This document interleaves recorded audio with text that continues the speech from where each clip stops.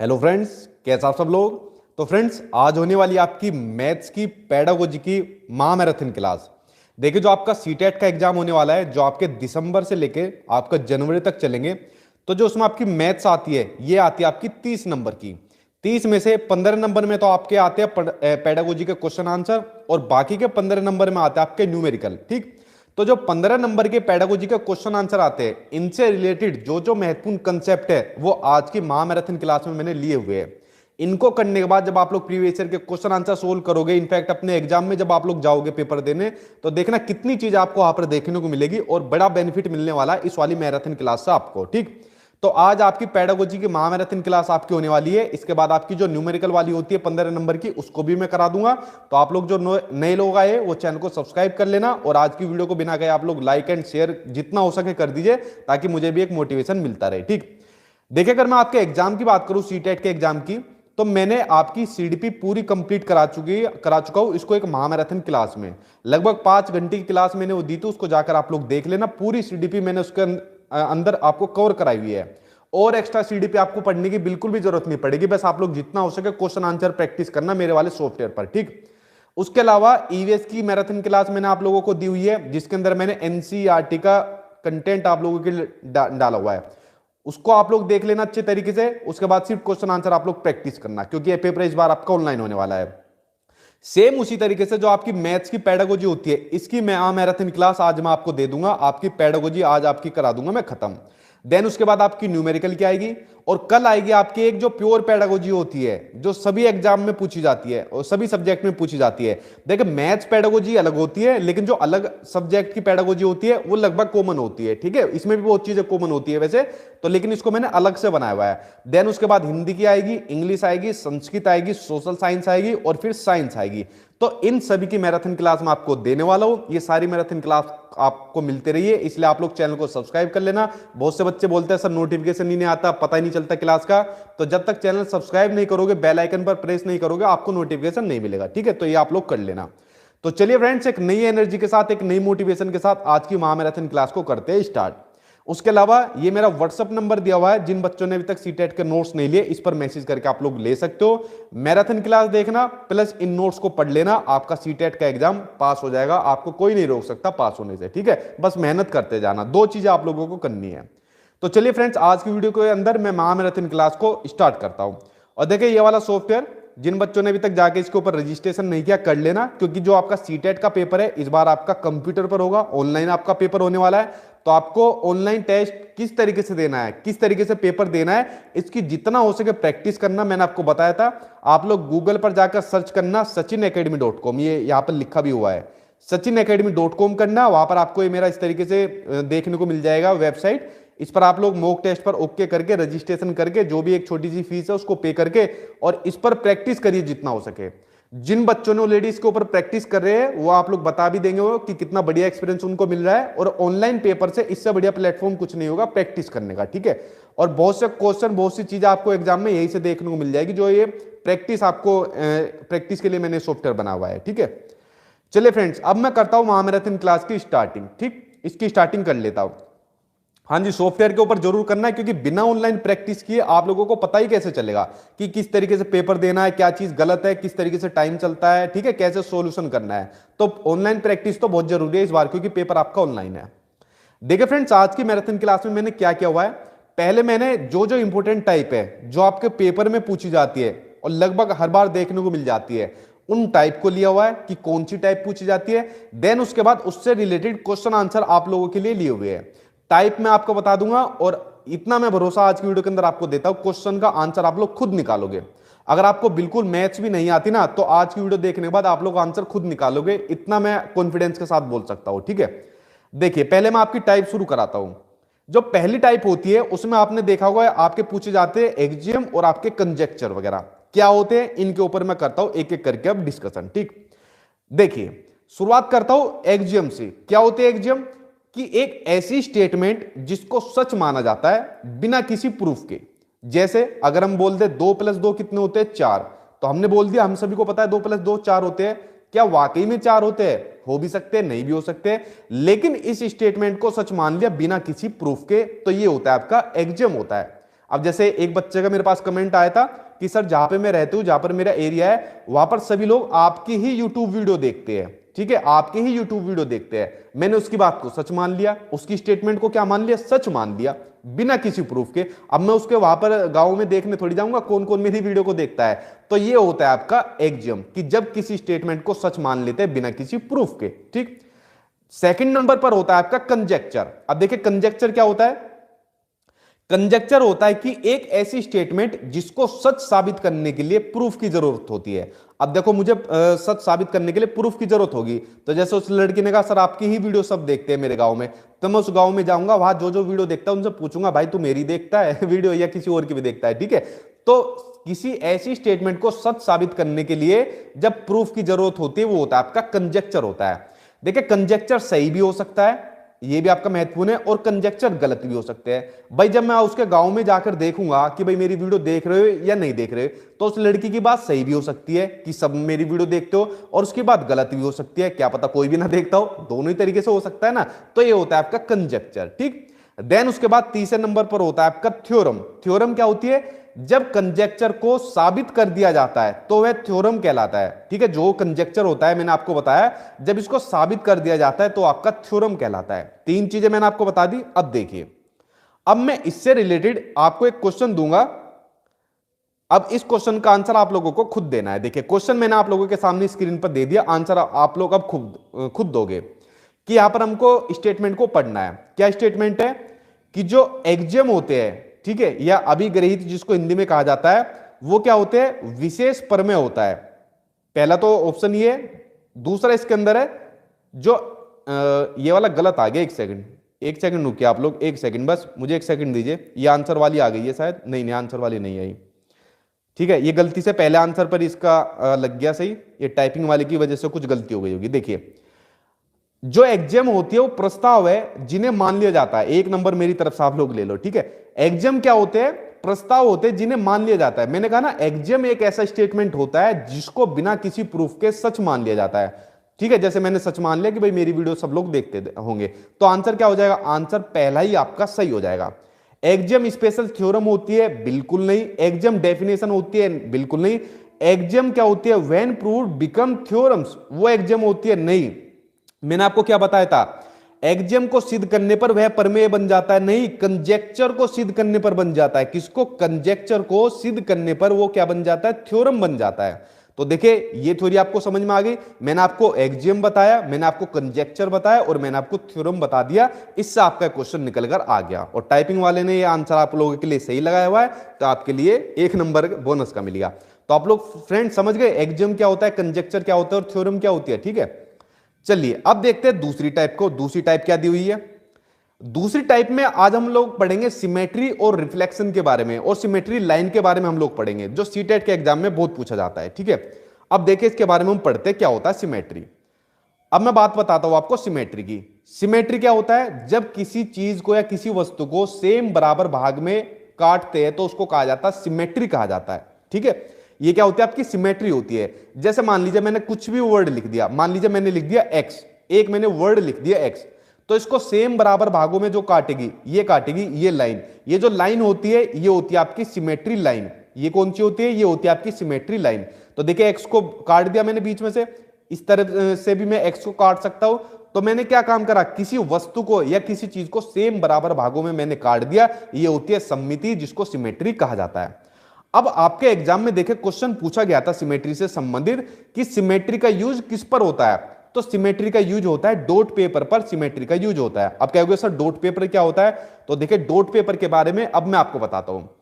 तो dot paper के ऊपर क्या काम करते हैं हम, जो ज्योमेट्रिकल चीज होती है उनको समझते हैं। जैसे हम बच्चों को मान लीजिए हमें रेक्टेंगल समझाना है, तो देखिए डॉट पेपर के ऊपर हम इस तरीके से कहेंगे कि बेटा इस तरीके से रेक्टेंगल बनाओ, तो बच्चे ने रेक्टेंगल बना दिया। हमको उसको स्क्वायर समझाना है, तो स्क्वायर हम इस तरीके से बनाएंगे कि बेटा देखो ये आपका स्क्वायर बन गया, ठीक।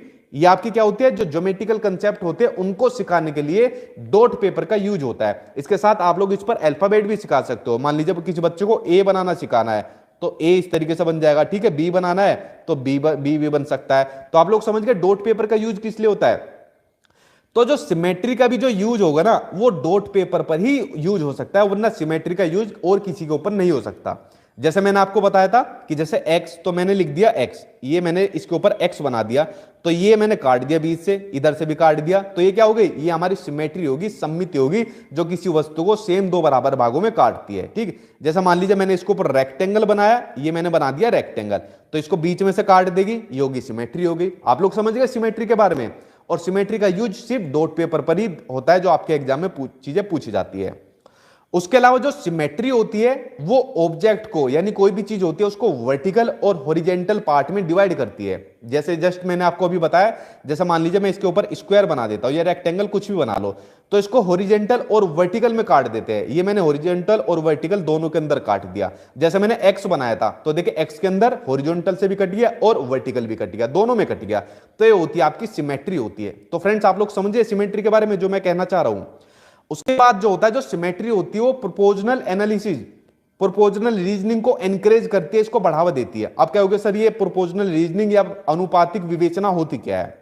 देखिए जब आप लोग एनसीईआरटी की किताबें पढ़ोगे तो वहां पर आपको अनुपातिक विवेचना के बारे में क्या चीजें दी होगी। हाँ जी, मैं देख लिया आपका, ठीक है जी। इसको समझिए पहले एक बार थोड़ा सा, उसके बाद मैं आपके कमेंट पर ध्यान दूंगा। देखिए मैं बात करता हूं अनुपातिक विवेचना के ऊपर, बात करता हूं कि अनुपातिक विवेचना क्या होती है जी। देखिए अब इसको ध्यान से देखना, आप लोग बड़े कंफ्यूज हो रहे हो उसके अंदर, कमेंट बॉक्स के ऊपर बाद में ध्यान देंगे। पहले अनुपातिक विवेचना हम लोग पढ़ेंगे। इसमें क्या होता है, जो बच्चा होता है ना, वो जो फिगर होती है, जो दो आकृतियां होती है, उनको देखकर पता तो लगा लेता है कि कौन सी बड़ी है कौन सी छोटी है, लेकिन ये पता नहीं लगा पाता कितनी बड़ी है कितनी छोटी है। मान लीजिए बच्चे को दो फिगर दी, इस तरीके से कई फिगर दे दी बच्चे को, ये मैंने कुछ भी दे दी, मतलब ठीक है इस तरीके से दे दी। अगर हम बच्चे से पूछने लग जाए सबसे बड़ी कौन सी है, बच्चा कहेगा सर ये वाली सबसे बड़ी है। सबसे छोटी कौन सी है, सर ये वाली सबसे छोटी है। तो बच्चा इतना तो आंसर दे देगा, लेकिन अगर हम पूछे कि सबसे छोटी से सबसे बड़ी कितनी है, तो बच्चा आंसर नहीं दे पाएगा। ठीक है, तो यही होती है आपकी अनुपातिक विवेचना होती है। ठीक है, बता देगा, बड़ा छोटा बता देगा, लेकिन कितना है उसको नहीं बता पाता। ठीक है, ये आपकी एनसीईआरटी में गिवन है। अब देखिए आपकी सिमेट्री और आपके रिफ्लेक्शन से क्वेश्चन जुड़ा हुआ है, इसके ऊपर आप लोग नजर डालिए। देखिए क्वेश्चन आपको दिया हुआ है कि क्लास 4th में सममिति और परावर्तन, यानी सिमेट्री और रिफ्लेक्शन। ठीक है, अब देखिए ध्यान से देखना, क्वेश्चन को बड़ा महत्वपूर्ण आपका। सिमेट्री और रिफ्लेक्शन यानी जो प्रतिचित्रण होता है, ठीक है, जो परावर्तन होता है, प्रतिचित्रण होता है, जो हमारी परछाई होती है, वो रिफ्लेक्शन कहते हैं। बेसिकली साइंस में यूज होता है, लेकिन मैथ्स में भी होता है। तो इनकी कंसेप्ट की वृद्धि के लिए कौन से व्यवहार कौशल उपकरणों की आवश्यकता होगी? तो किसकी होगी? मोतियों की माला। क्या मोतियों की माला पर बन सकते हैं? नहीं। किस पर बन सकते हैं? डॉट पेपर के ऊपर बन सकते हैं। अभी मैंने आपको बताया ये चीज, ठीक है। जब अब मैंने आपको सिमेट्री के बारे में बताया, ये डॉट पेपर, इस पर इस तरीके से डॉट बने होते हैं, ये बने होते हैं डॉट। इस पर आप लोग कुछ भी फिगर बना सकते हो। आप लोगों ने स्क्वायर बना दिया, ठीक है, आप लोगों ने रेक्टेंगल बना दिया, कुछ भी बना सकते हो। तो सिर्फ डॉट पेपर पर इसका यूज किया जा सकता है, आपके सिमेट्री और आपके रिफ्लेक्शन का। उसके अलावा एक चीज आप लोग और देखिए, जो आपके जो सिमेट्री और जो रिफ्लेक्शन होता है, जो आपके ध्यान से देखना भी इस बात को, जो सिमेट्री और रिफ्लेक्शन होता है, ये दोनों ही आनुपातिक विवेचना को बढ़ाते हैं। सिमेट्री भी और रिफ्लेक्शन भी दोनों ही बढ़ाते हैं। उसके अलावा स्थानिक चिंतन को भी ये बढ़ाते हैं। ठीक है, स्थानिक चिंतन को भी ये बढ़ाते हैं। ठीक है, आपके एग्जाम में रिफ्लेक्शन से संबंधित ये क्वेश्चन और पूछा गया था। कुछ बच्चे कहेंगे ये तो साइंस का पार्ट है, तो मैथ्स में क्या यूज? नहीं, जो रिफ्लेक्शन भी होता है ना, ये भी जो मैथ्स का जो करिकुलम होता है, जो मैथ्स का जो करिकुलम होता है, उसका बड़ा ही इंपॉर्टेंट पार्ट होता है, बड़ा ही महत्वपूर्ण भाग होता है आपका रिफ्लेक्शन।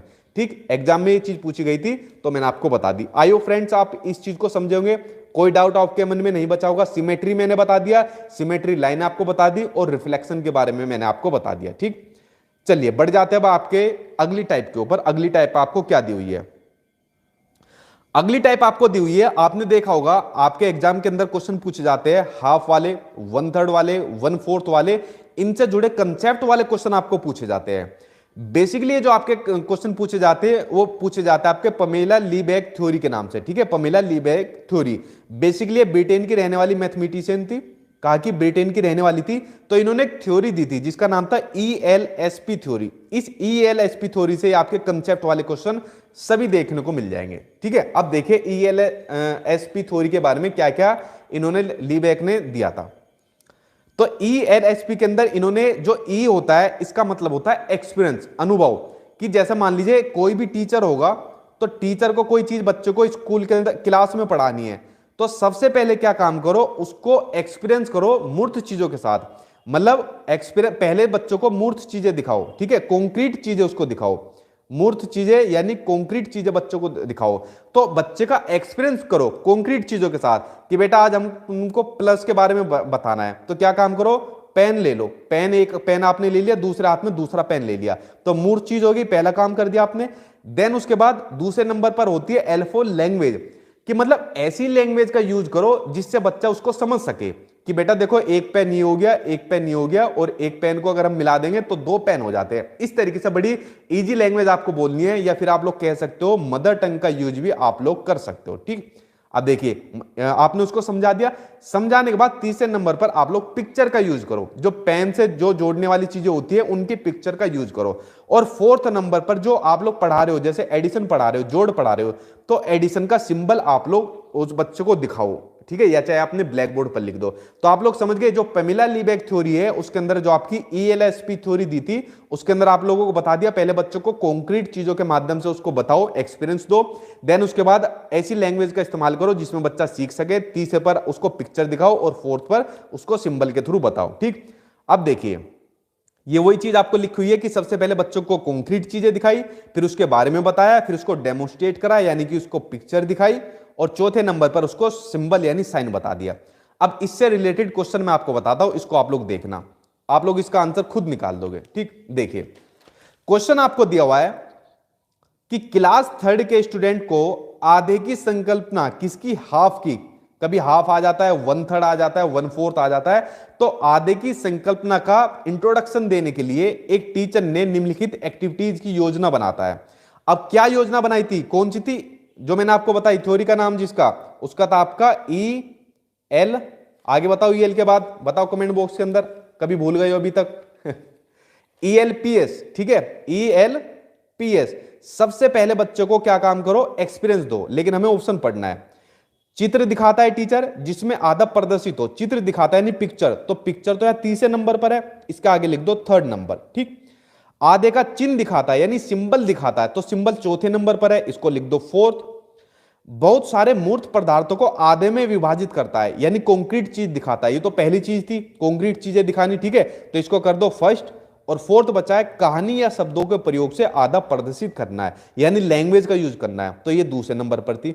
तो देखिए टीचर को क्या काम करना है, कैसी प्लानिंग करनी है, अगर बच्चे को उसको हाफ का कंसेप्ट समझाना है, पहले उसको कॉन्क्रीट चीजें दिखाओ एक्सपीरियंस के माध्यम से जो बच्चा उनको जानता है, दूसरे बात लैंग्वेज का यूज करो जिससे उसको समझ सकता है, फिर उसको पिक्चर दिखाओ, और फोर्थ पर उसको हाफ का, 1/3 का, 1/4 का जो भी पूछे उसका सिंबल आप लोग उसको दिखा दो। आई होप आपको समझ में आ गई होगी। चलिए तो आंसर क्या हो जाएगा इसमें आपका, पहले पर है C, दूसरे पर है D, तीसरे पर आपका A, और चौथे पर आपका B यानी 4, CDAB, CD का आ गया आपका दूसरा आंसर, आपका दूसरा सही हो जाएगा। ठीक है, आप लोग इसको समझ गए ELSP थ्योरी को। चलिए आगे देखते हैं। अब देखिए एक टाइप आती है आपके मेजरमेंट से संबंधित, मेजरमेंट के संबंधित क्या आती है, एक तो आपके न्यूमेरिकल में आना ही आना क्वेश्चन है, 1 नंबर का क्वेश्चन आपके न्यूमेरिकल में आएगा। मैंने कहा उसके लिए मैंने 15 नंबर के जो न्यूमेरिकल आते हैं एक अलग से मैराथन क्लास में ले दूंगा, उसमें आपके न्यूमेरिकल जो इंपोर्टेंट है वो कवर करा दूंगा। लेकिन 1 नंबर का क्वेश्चन आपके पेडागोजी में भी पूछा जाता है जो आपके मेजरमेंट से रिलेटेड होता है, बड़ा महत्वपूर्ण चैप्टर आपका मेजरमेंट, आपके सिलेबस में भी गिवन है। ठीक है, अब देखिए मेजरमेंट से संबंधित क्या क्वेश्चन है वो मैं आपको दिखाता हूं। अब क्वेश्चन के थ्रू मैं आपको इस चीज को समझाता हूं। क्वेश्चन आपको दिया हुआ है कि प्राइमरी लेवल पर लंबाई को मापना, किसको नापना, लेंथ का मेजर करना है। ठीक है, उसको पढ़ाने के लिए सबसे बढ़िया तरीका कैसे रहेगा, एज ए टीचर आपको बच्चों को लंबाई के बारे में बताना है, तो आप लोगों को तो कौन सा तरीका बढ़िया रहेगा। अब देखिए सबसे पहले क्या काम करना है, अगर मैं बात करूं सीधे ऑप्शन के ऊपर आ जाओ, पहला काम करना चाहिए आपको कंपैरिजन करना चाहिए। क्या काम करना चाहिए, कंपैरिजन। मान लीजिए 2 पेन मैंने ले दिए, ये 2 पेन मैंने बच्चों को दिखाए कि बेटा ये 2 पेन है, एक बड़ा है एक छोटा है, तो पहला काम क्या किया, मैंने कंपैरिजन करा। देखना अब मैं लंबाई को मेजर करने का तरीका मैं आपको बताऊंगा। तो मैंने क्या काम करा, पहला कंपैरिजन करा दोनों के अंदर कि कौन सा बड़ा है कौन सा छोटा है। कंपैरिजन करने के बाद मैं नॉन स्टैंडर्ड मेजर का यूज करूंगा। नॉन स्टैंडर्ड मेजर जैसे कैसे, मैं अपने हाथ से इनको नाप कर बताऊंगा, किससे, अपने हाथ से नाप कर बताऊंगा कि देखो बेटा मेरे हाथ के अकॉर्डिंग इनकी जो लेंथ है वो इतनी बन रही है। नॉन स्टैंडर्ड मेजर का यूज करने के बाद फिर मैं स्टैंडर्ड मेजर्स का यूज करूंगा। ठीक है। स्टैंडर्ड मेजर्स के अंदर क्या आ जाएगा, जैसे मान लीजिए मैं स्केल का यूज करूंगा, ठीक है, किसका करूंगा, स्केल का यूज करूंगा, जिसमें मुझे एक्चुअल पता लग जाएगा कि जो लेंथ है वो एक्चुअल में कितनी है। और इसको करने के बाद सीधा क्या हो जाएगा, डेवलपिंग स्टैंडर्ड यूनिट, जो स्टैंडर्ड यूनिट है वो डेवलप हो जाएगी, यानी मान लीजिए मीटर हो गया, सेंटीमीटर होगा, ये डेवलप हो जाएगी। अब देखिए कंसेप्ट क्या था, कंसेप्ट था आपका मापन यानी मेजरमेंट। अगर आपको बच्चे को मेजरमेंट के बारे में कुछ चीज बतानी है तो सबसे पहले आप लोग कंपैरिजन करिए, जैसे दो पेन के अंदर कंपैरिजन करा, कंपैरिजन करने के बाद नॉन स्टैंडर्ड चीजों का यूज आप लोग करिए, अपने हाथ का यूज कर सकते हो या कोई और ऐसा ऑब्जेक्ट ले लीजिए जिससे आप कर सकते हो, ठीक है।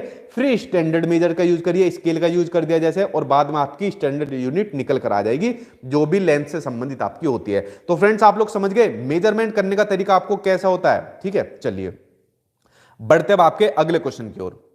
अगला क्वेश्चन देखते हैं। देखिए अगली टाइप आप आ गई आपकी जीन पियाजे साहब की। अब क्या होगा सर, जीन पियाजे तो सीडीपी के अंदर आता है, आपने करा भी दिया था मैराथन वाली क्लास में।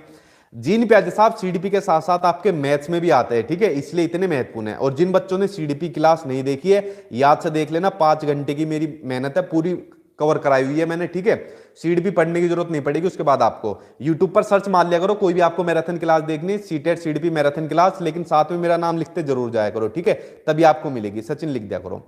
अब देखिए जीन पियाजे साहब का जो मैथ्स में जो जिक्र आता है, तो इन्होंने मैथ्स के रिगार्डिंग क्या क्या बात कही है उनके ऊपर मैं आपको डिस्कशन करता हूं। आगे देखते हैं।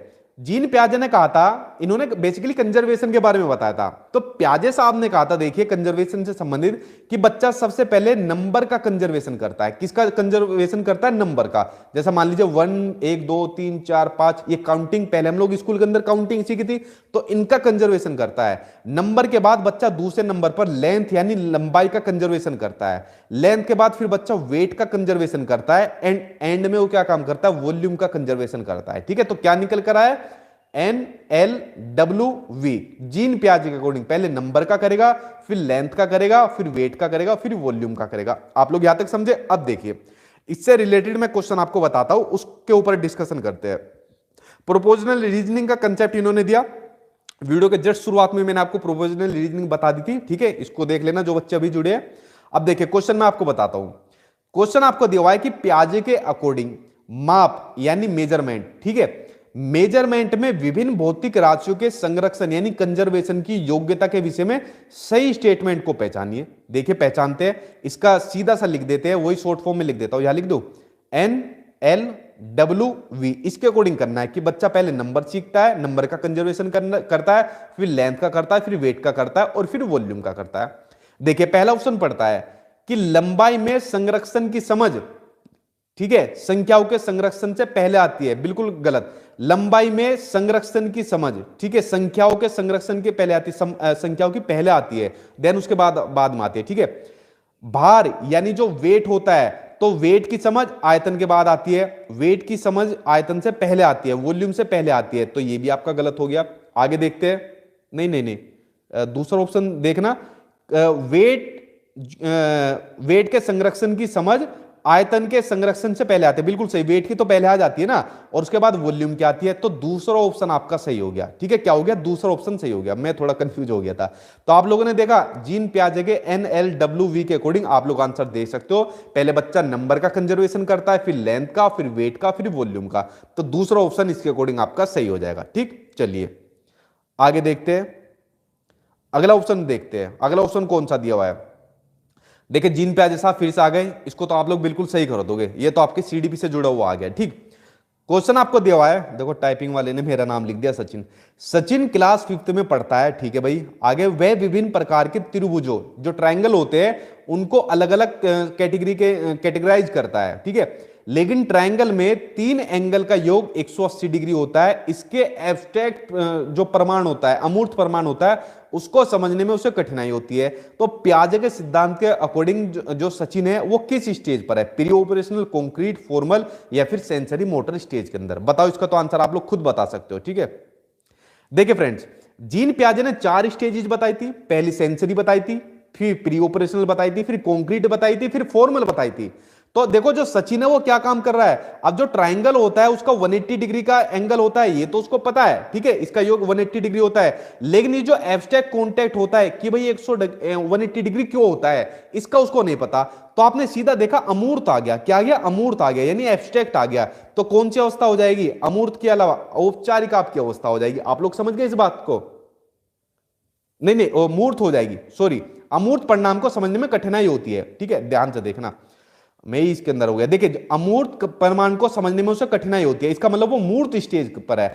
अगर इसको इसमें कठिनाई नहीं होती तो अमूर्त के ऊपर आ जाती, यानी फोर्थ स्टेज आ जाती, ठीक है। तो आंसर इसका थर्ड से हो जाएगा, ठीक। जीन प्याजे साहब आपके इसके में आगे, अब आगे देखते हैं। अब देखिए आगे पढ़ते हैं हम, कंपैरिजन एडिशन होता है, कंपैरिजन आपके सब्सट्रैक्शन होता है, इनके ऊपर हम लोग पढ़ते हैं, ये जो जो आपको दी हुई होती है। फ्रेंड्स वीडियो को आप लोग जितना हो सके शेयर करते रहिए, आज आप लोगों की संख्या बहुत कम है, ठीक है, आज लोग आप लोग 10,000 तो पहुंचा दो इसको। देखिए दो टर्म क्या बारे में मैं आपको बताता हूं, कंपैरिजन एडिशन और कंपैरिजन सब्सट्रैक्शन, तुलनात्मक जमा और तुलनात्मक घटा। देखो इनके नाम से ही पता चल रहा है, कंपैरिजन एडिशन, ध्यान से देखते अब, कि जब x के पास y के कंपैरिजन में कोई वस्तु ज्यादा हो तो क्या होता है, कंपैरिजन एडिशन होता है, ठीक है। मान लो भाई मेरे पास, मान लो मेरे पास, सचिन के पास 5 मोबाइल फोन है, ठीक है, और y के कंपैरिजन में ज्यादा हो, y से ज्यादा है, क्या है, y के कंपैरिजन में ज्यादा, मान लो y के पास कितनी भी हो, 2 हो, 4 हो, कुछ भी हो, ठीक है। आप लोग समझे इस बात को, तो ये हो जाएगा आपका तुलनात्मक जमा, यानी जब दोनों के, सचिन और जो भी कोई y होगा, उसमें कंपैरिजन करते टाइम ज्यादा मिल रहा है, क्या मिल रहा है, ज्यादा मिल रहा है, ठीक। उसके अलावा जो कंपैरिजन सब्सट्रैक्शन होता है, जब x के पास y के कंपैरिजन में कोई वस्तु या तो कम होगी तो वो आपकी कंपैरिजन, आपकी सब्सट्रैक्शन हो जाएगी। आप लोग इसको समझे, ठीक है। अब आगे देखते हैं, कंपैरिजन एडिशन और कंपैरिजन सब्सट्रैक्शन मैंने आपको बता दिया। अब उसके अलावा बात करते हैं व्यय वक्लित जमा और व्यय वक्लित घटा के बारे में हम लोग पढ़ते हैं। सिंपल सा समझ जाना, x के पास y से कितना ज्यादा है, जैसे मैंने कहा सचिन के पास कितने पेन थे, 5 मोबाइल फोन थे, और उसके पास मान लीजिए सौरभ के पास कितने, सौरभ के पास मान लीजिए 4 मोबाइल फोन है, तो कितना ज्यादा है, 1 ज्यादा है, तो व्यय वक्लित जमा कितनी हो जाएगी, 1 हो जाएगी। व्यय वक्लित घटा सेम इसका अपोजिट है, x के पास y से कितना कम है, तो कितना कम है, 1 कम हो जाएगा। तो आप लोग समझ गए इन चारों टर्म के ऊपर। देखिए अब एक क्वेश्चन मैं आपको देता हूं, इसका आंसर आप लोग खुद निकालना। क्वेश्चन आपको दिया हुआ है कि मेरे पास 6 पेंसिल है, मनीष के पास मेरे से 2 अधिक है। देखो मेरे पास कितनी है, 6, और जो मनीष है, मनीष के पास कितनी है, मेरे से 2 अधिक है, कितनी है, मुझसे 2 अधिक है। देखो मुझ में और मनीष के अंदर कंपैरिजन में क्या चीज निकल कर आ रही है, अधिक। जब दो चीजों में कंपैरिजन करने पर अधिक चीज निकल कर आती है तो क्या होता है, जब अधिक निकल कर आती है तो होता है कंपैरिजन एडिशन होता है। अगर मनीष के पास मेरे से 2 अधिक की जगह बोल देता मेरे से 2 कम है, तो क्या आंसर हो जाता, तब हो जाता आपका कंपैरिजन सब्सट्रैक्शन हो जाता। आप लोग समझ गए इस बात के ऊपर, ठीक है। तो आंसर क्या हो जाएगा, फर्स्ट आंसर आपका सही हो जाएगा, ठीक। आगे देखते हैं, अगला ऑप्शन पढ़ते हैं या अगली टाइप पढ़ते हैं। देखिए अगली टाइप के अंदर आपको टीचिंग मेथड आपको देखने को मिलते हैं। जिन बच्चों ने मेरी सीडीपी की क्लास ली होगी, जितने भी उसके अंदर आपके टीचिंग मेथड थे, ऑलमोस्ट मैं आपके सभी कंप्लीट करा चुका हूं, जो आपके एग्जाम में देखने को मिल जाते हैं, ठीक है। अब देखिए जो आपके मैथ्स में जो ज्यादातर टीचिंग मेथड देखने को मिलता है वो आपको इंडक्टिव, डिडक्टिव, लैबोरेटरी से देखने को मिलता है। जैसा क्वेश्चन आपको दिया हुआ है आपको कि पाइथागोरस थ्योरम को सिखाने के लिए एक टीचर ने एक शीट डिस्ट्रीब्यूट करी जिस पर समकोण वाले 4 त्रिभुजों को खींचा गया था और बच्चे को त्रिभुज की भुजाओं के बीच संबंध खोजने के लिए कहा जाता है। तो ऐसी स्थिति में टीचर ने क्या यूज करा, laboratory method, inductive method, deductive method या लेक्चर मेथड। देखिए चारों ही मैं आपको बता देता हूं, एक एक करके आप लोग नजर डालिए।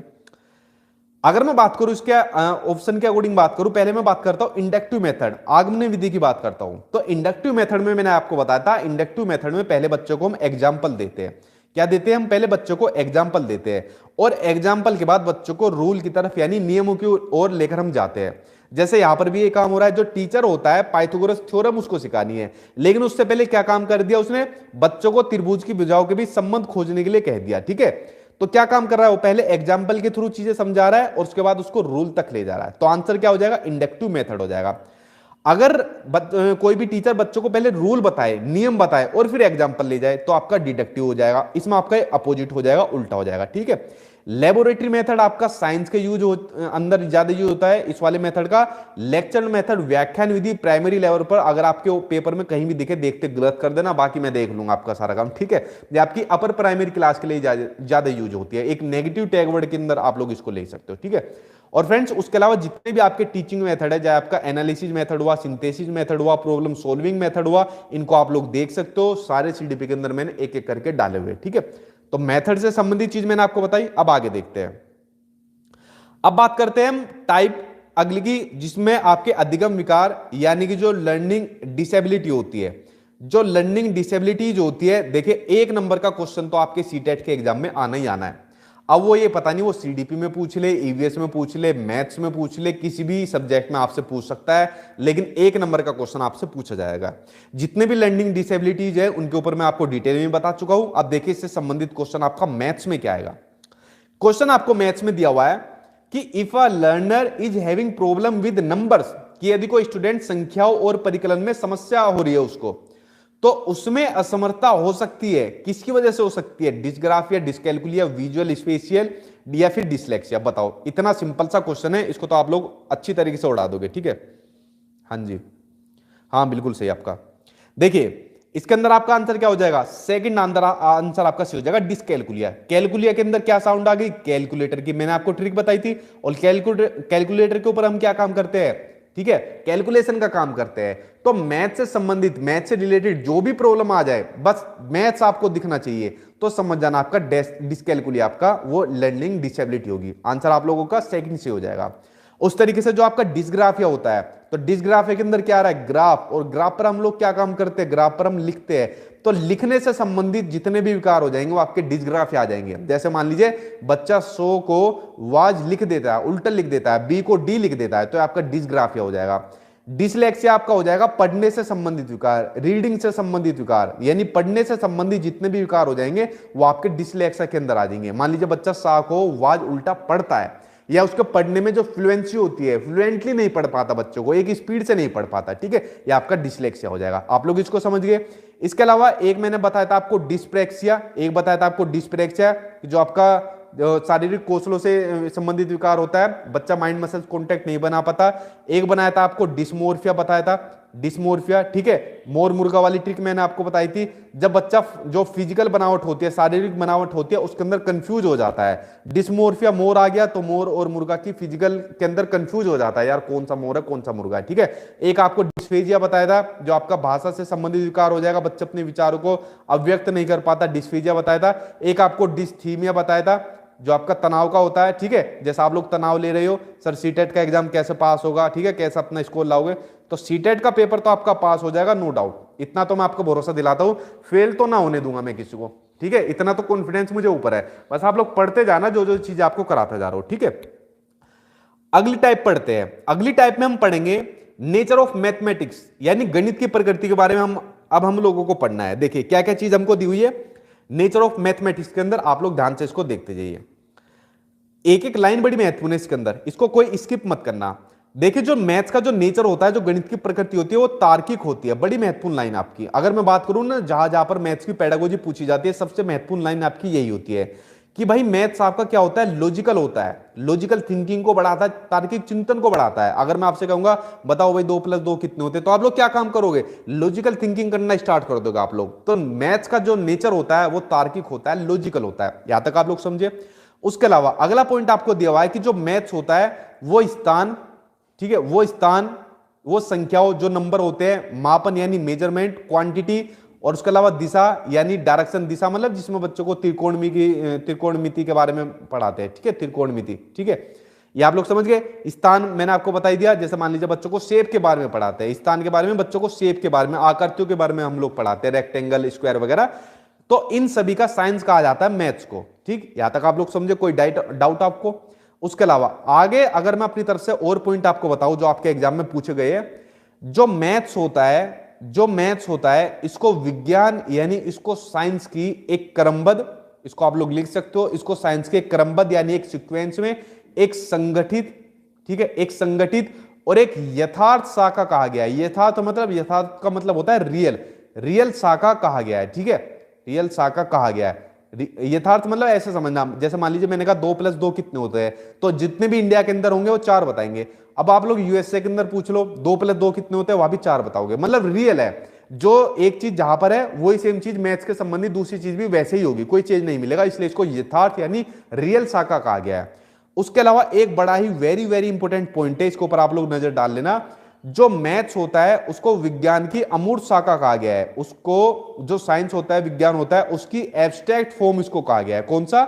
एब्स्ट्रैक्ट फॉर्म इसको कहा गया है, ठीक है, अमूर्त शाखा इसको कहा गया है। जैसे मैंने आपसे पूछा, आप लोगों से क्वेश्चन पूछने लग जाओ, बताओ भाई 14 में अगर 15 जोड़ दिया, बताओ कितना बनोगे, तो आप लोग क्या काम करोगे? आपके सामने कॉन्क्रीट चीज मैंने नहीं दी, एब्स्ट्रैक्ट चीज आपको दी, तो आप लोग क्या काम करोगे? अपने माइंड के अंदर कैलकुलेशन करोगे, 14 और 15 यार इतने होते हैं, ठीक है। तो इसलिए इसको एब्स्ट्रैक्ट फॉर्म कहा गया है साइंस की, ठीक।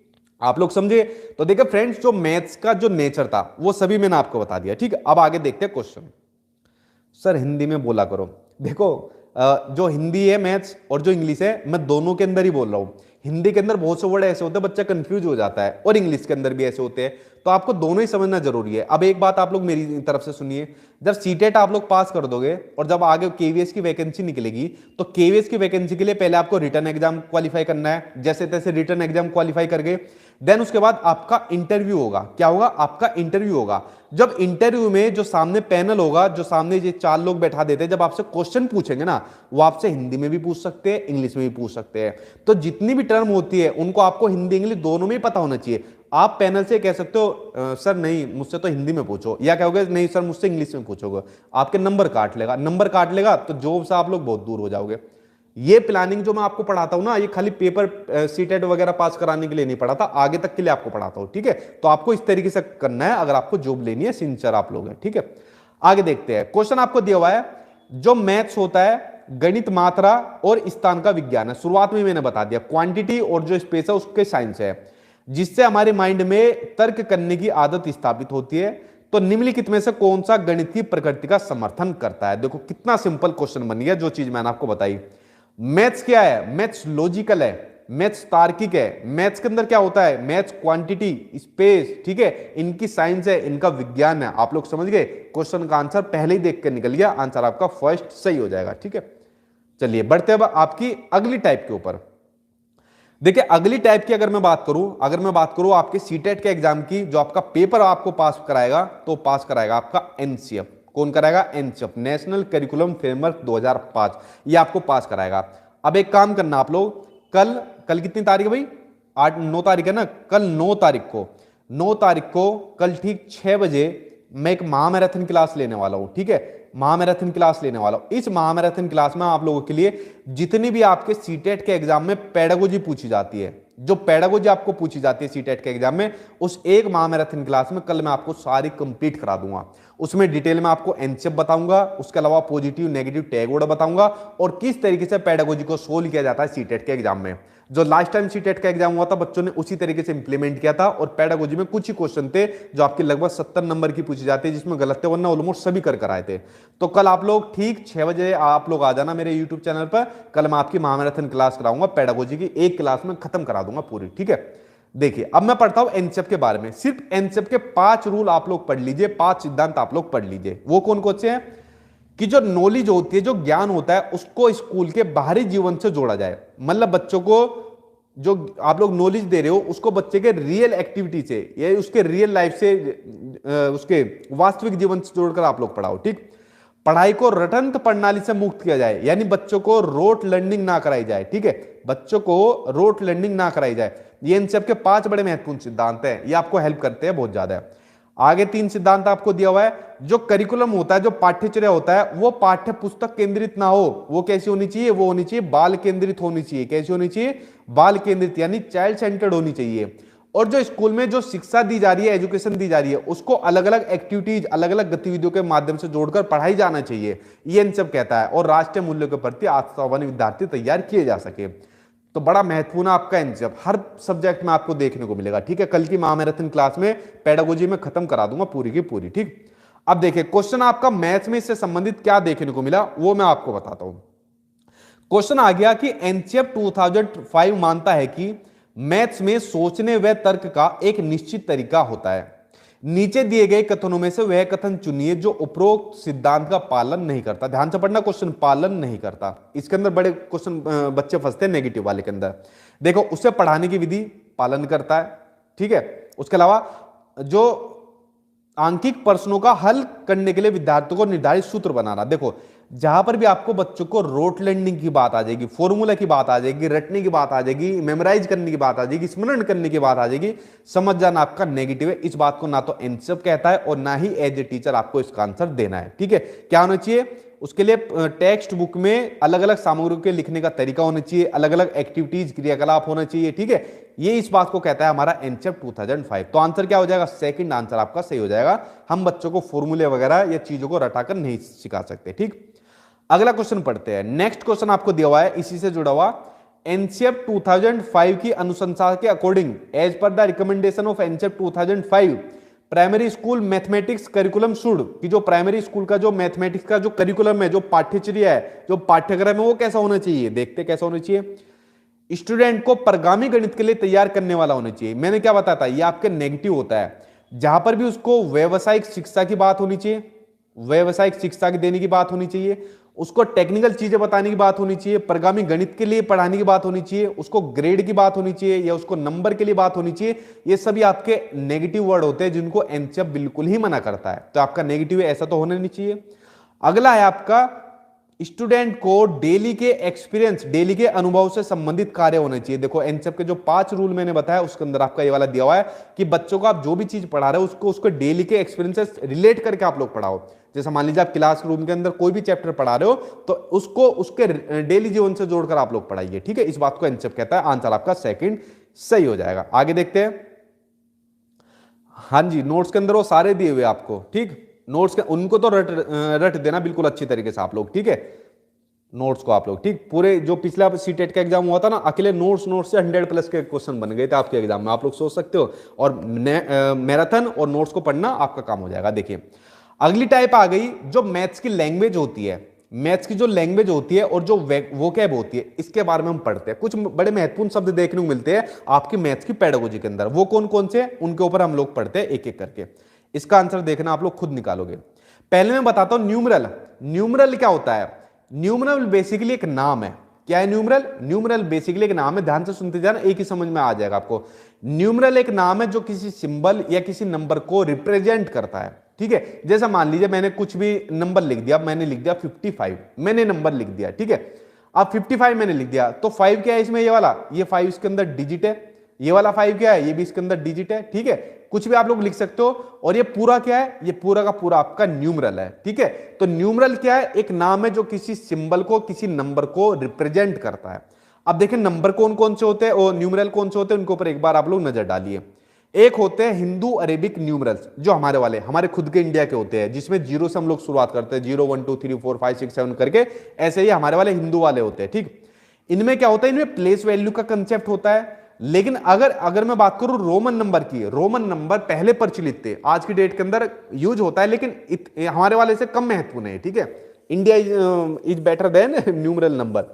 तो देखिए, न्यूमरल नंबर आपके होते हैं, 1 को इस तरीके से लिखेंगे, सेकंड को ऐसे, थर्ड को ऐसे, फोर्थ को इस तरीके से हम लोग लिखते हैं। जैसे मान लीजिए जो रोमन नंबर होता है, अगर मान लीजिए मुझे 10 लिखना है तो 10 को मैं एक्स से रिप्रेजेंट करूंगा। अगर मुझको 50 लिखना है उसको मैं एल से करूंगा। अगर मुझको 100 लिखना है उसको मैं सी से करूंगा। अगर 500 लिखना है तो उसको डी से करूंगा। और मुझको 1000 करना है तो मैं उसको एम से रिप्रेजेंट करूंगा।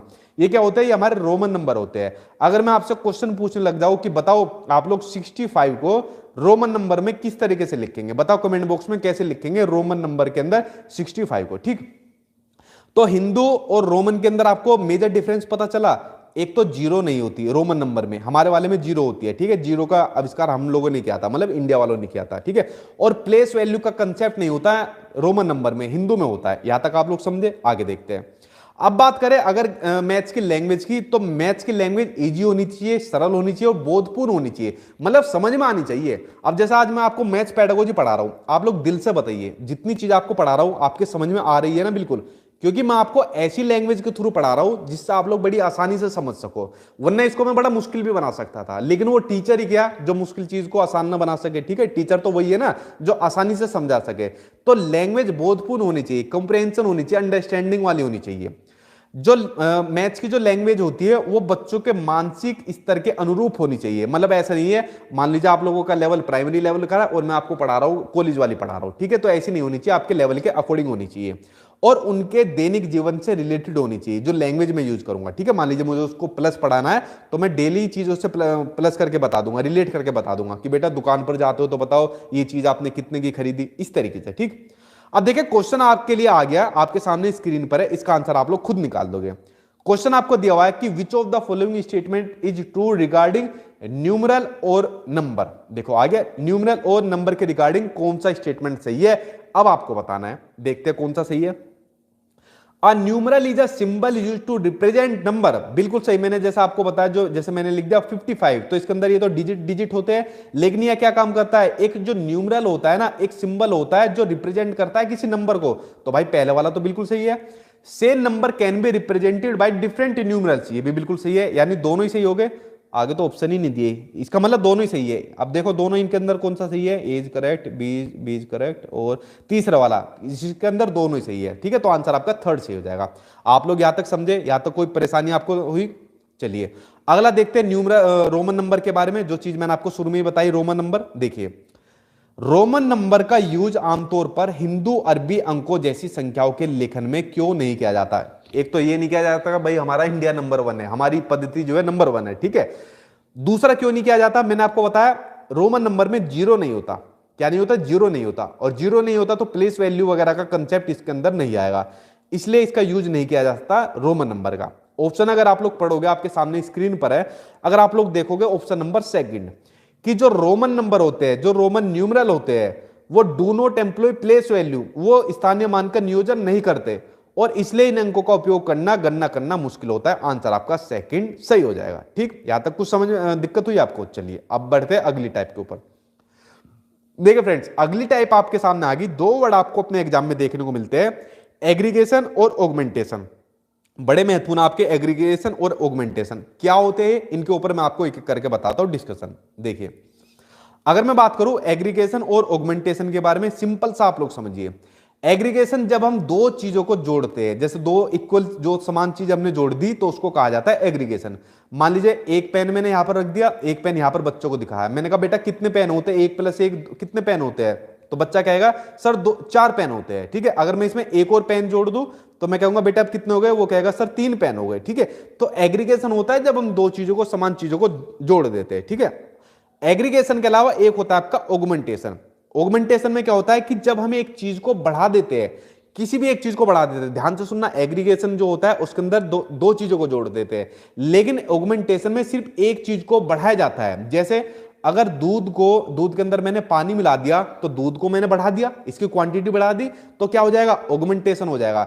जैसे मान लीजिए पेट्रोल हो गया या फिर तेल हो गया, अगर मैं इसमें पानी मिला दूंगा तो इसकी क्वांटिटी क्या हो जाएगी? बढ़ जाएगी ना इसकी, तो ये आपका ऑगमेंटेशन हो जाएगा जब एक चीज की क्वांटिटी को बढ़ाया जाता है। फ्रेंड्स आप लोग समझे आपके जो मैंने आपको बताया एग्रीगेशन और ऑगमेंटेशन के बारे में। अब क्वेश्चन सामने आ गया आपकी स्क्रीन पर, इसका आंसर आप लोग खुद देना। देखो आंसर मैं आप लोगों से खुद निकलवाऊंगा।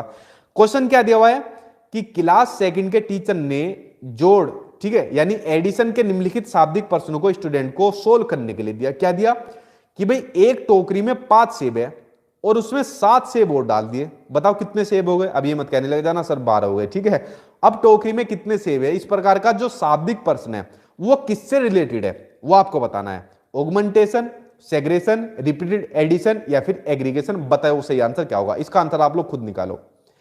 नहीं, सेग्रेशन बिल्कुल नहीं हो सकता। देखो जब कंसेप्ट एडिशन का पढ़ा रहा है तो सेग्रेशन कैसे हो जाएगा? रिपीटेड एडिशन नहीं होगा। क्या हो जाएगा इसका आंसर आपका? एग्रीगेशन हो जाएगा। जब दो चीजों को, इक्वल चीजों को हम जोड़ते हैं, 5 सेब में हमने 7 सेब जोड़ दिए तो आपका एग्रीगेशन हो जाएगा। जैसे जो आपका एप्पल सेब होता है, एक इसकी वो आती है, क्या नाम है उसका, नाम भूल गया, एप्पीफिज आती है ना इसकी, एप्पीफिज के नाम से आती है। ठीक है, इसका जो कोल्ड ड्रिंक आती है, अगर मैंने इसमें पानी मिला दिया एप्पीफिज में तो एप्पीफिज की क्वांटिटी बढ़ जाएगी, तो क्या हो जाएगा? तो ऑगमेंटेशन हो जाएगा। आप लोग समझे एग्रीगेशन और ऑगमेंटेशन के बारे में? चलिए बढ़ते हैं आगे, अगली टाइप देखते हैं। देखिए अब हम लोग पढ़ेंगे गणित की मूलभूत संरचनाएं, अब हम लोगों को पढ़नी है। ठीक है, बड़ा महत्वपूर्ण आपका गणित की मूलभूत संरचनाएं। तो देखिए जो मैथ्स होता है उसकी 3 संरचनाएं होती है। मैथ्स की कितनी संरचनाएं होती है? मैथ्स की 3 संरचनाएं होती है, जो आपको लिए जानना जरूरी है, ध्यान से आप लोग देखते जाना। हाँ जी, ठीक है। देखिए अब मैं एक एक करके आपको तीनों संरचनाएं बताता हूं। देखिए देखिए एक उससे पहले एक और जरूरी बात बताता हूं। अगर मैथ्स की संरचनाएं पूछी जाए तो आपकी तीन संरचनाएं होती है, ध्यान से सुनना मेरी बात को। लेकिन आपके एग्जाम में जैसे क्वेश्चन पूछा जाता है, मैथ्स की संक्रियाएं पूछ लेता है। क्या पूछ लेता है? मैथ्स की संक्रियाएं, ठीक है, यानी मैथ्स के क्या कहेंगे, ऑपरेशन, ठीक है। वो कितने होते हैं? तो वो होते हैं चार। कौन कौन सी संक्रिया होती है? जोड़, घटा, गुणा, भाग, ये चार तरीके की आपकी संक्रिया होती है, ठीक है। अब देखो आपके सीटेट के एग्जाम में क्वेश्चन पूछा गया था कि जो मैथ्स की जो संक्रिया होती है निम्नलिखित में से कौन कौन सी है। तो पता है एग्जामिनर ने क्या काम करा? जोड़ घटा तो सही दे, जोड़ गुणा भाग तो सही दे दिया। जो माइनस होता है, सब्सट्रैक्शन होता है, इसकी जगह हिंदी में नाम लिख दिया व्यवकलन, नाम लिख दिया। क्या लिख दिया? व्यवकलन। तो व्यवकलन मैंने आपको शुरू में ही बताया था, इसका मतलब होता है माइनस, घटाना किसी चीज को, ठीक है। तो आप लोग हिंदी के साथ साथ इंग्लिश वाले ऑप्शन के ऊपर भी नजर डाल लेना ताकि आपको कंफ्यूज ना रहे, ठीक है। तो संरचनाएं कितनी होती है? तीन, जिसके बारे में मैं आपको पढ़ाऊंगा। और संक्रियाएं कितनी होती है? चार, जोड़ घटा गुणा भाग, ठीक। यहां तक आप लोग समझे? चलिए अब बताता हूं मैं आपको संक्रियाओं के बारे में। अगर मैं बात करूं आपकी पहली, आपकी जो स्ट्रक्चर होता है वो होता है आपका एल्जेब्रिक स्ट्रक्चर, बीज गणितीय संरचना, ठीक। अब देखिए एल्जेब्रिक स्ट्रक्चर के अंदर क्या होता है, सिंपल सा जानिए। इसमें बेसिक एल्जेब्रा वाली चीज आती है। बेसिक एल्जेब्रा वाली कौन कौन सी चीजें होती है? जोड़ घटा गुणा भाग, ये आपकी एल्जेब्रिक स्ट्रक्चर के अंदर आती है। तो पहली संरचना बीज गणितीय संरचना आपकी ये हो गई, ठीक। आगे देखते हैं। सर क्लियर नहीं दिख रहा, आप लोग वीडियो की क्वालिटी बढ़ाओ, 480 पर उसको करके देखो, क्लियर दिखेगा, ठीक है। दूसरा देखते हैं। दूसरा होता है आपका सीरियलाइजेशन, क्रमिक संरचना। इसमें क्या होता है? इसमें आपको देखने को मिलता है से बड़ा और से छोटा, ये कंसेप्ट आ जाते हैं, से बड़ा और से छोटे वाला। अब इसको ध्यान से आप लोग देखना। जैसे मान लीजिए बच्चों को मैं बताता हूं कि बेटा बताओ कौन सा किससे बड़ा है या कौन सा किससे छोटा है, ठीक है। इस तरीके के जो कंसेप्ट होते हैं वो आपके क्रमिक संरचना में आ जाते हैं। बेसिकली इसके अंदर बच्चों को क्या पढ़ाया जाता है? इसके अंदर बच्चों को पढ़ाया जाता है असेंडिंग ऑर्डर, डिसेंडिंग ऑर्डर, ठीक है। असेंडिंग ऑर्डर और डिसेंडिंग ऑर्डर बच्चों को पढ़ाए जाते हैं, ठीक है, बढ़ते हुए क्रम में, घटते हुए क्रम में। तो आपकी क्रमिक संरचना के अंदर आपके आ जाते हैं। तो दूसरी संरचना होगी। और तीसरी और लास्ट संरचना बच गई आपकी तल्लुक संरचना। इसमें क्या होता है? इसमें सीमा, समीपता या निकटता के कंसेप्ट आ जाते हैं। अब ध्यान से देखना, आपके सीटेट के एग्जाम में देखो क्वेश्चन कैसा आता। देखो पहले मैं आपको एक एग्जांपल देता हूं। मैंने एक बच्चे से कहा बेटा 10 के नजदीक में, 10 के निकट में या 10 के समीप में कौन सा ऐसा नंबर है जो 2 से डिवाइड हो जाएगा? तो बच्चा कहेगा सर 8 ऐसा नंबर है, 8 ऐसा नंबर है जो 2 से डिवाइड हो जाएगा। तो एक किसके कंसेप्ट के अंदर आ गया? तल्लुक संरचना के अंदर आ गया। अब देखो सीटेट के एग्जाम में आपका क्या क्वेश्चन पूछा गया था कि 1000 के सन्निकटवा मान कौन सा है? सन्निकट मान कौन सा है 1000 के नजदीक में? तो आप लोग ऑप्शन के अकॉर्डिंग देखकर बता देना कि भाई 1000 के नजदीक में ये वाला मान है। बेसिकली ये सब चीजें आपके एनसीईआरटी में गिवन है, ठीक है, जो आपको समझना जरूरी थी, जो मैं आपको समझा रहा हूं आज की वीडियो के अंदर। तो आप लोग समझ गए तल्लुक संरचना, जिसमें सीमा, समीपता या निकटता के कंसेप्ट बच्चों को आ जाते हैं। अब क्वेश्चन मैं आपको देता हूं, अब इसका आंसर आप लोग खुद देख लेना। देखिए क्वेश्चन मैंने आप लोगों को दिया कि किसी गणितीय संरचना में उस विभिन्न प्रत्ययों जैसे सीमा, समीपता या निकटता, देखो तीनों ही आ गए, इसका तो देखते आंसर लगा दोगे। इसको सम्मिलित किस में किया जाता है? ऑप्शन बताने की भी जरूरत है, सीधा आंसर आप लोग लगाओगे क्या? तल्लुक संरचना। जैसे मैंने अभी बताया कि भाई 10 के बराबर में कौन सा ऐसा नंबर है जो 2 से डिवाइड हो जाए? 8 ऐसा नंबर है, ठीक है। तो आपका तल्लुक संरचना हो जाएगा। देखो एक बार आप लोग जब जैसे टाइप समझते जा रहे हो तो उसके बाद आपको चीजें खुद समझ में आ रही है, ठीक। अगला देखते हैं। सर इतना सारा कैसे याद होता है आपको?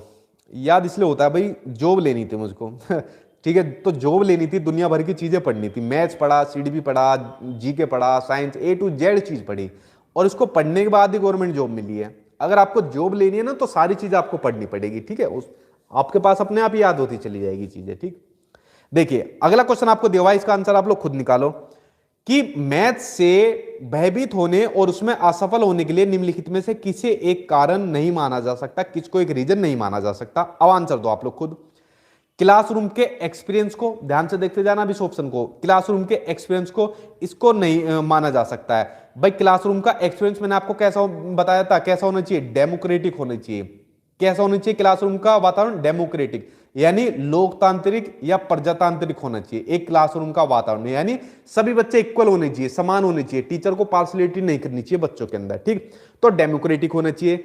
उसके अंदर प्रतीकात्मक संकेत का भी यूज होना चाहिए, गणित की संरचना भी होनी चाहिए, लेकिन जेंडर डिफरेंस को एक कारण नहीं माना जा सकता। अगर क्लासरूम का एक्सपीरियंस जो है, जो माहौल है वो अच्छा नहीं मिला तो बच्चा मैथ्स को नहीं सीख पाएगा।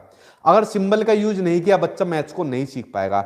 और जो स्ट्रक्चर ऑफ मैथमेटिक्स है, जो मैंने आपको तीनों अभी संरचनाएं बताई थी आपकी, बीजगणित, क्रमिक और तल्लुक, अगर इनको नहीं समझ पाया तो भी मैथ्स नहीं सीख पाएगा।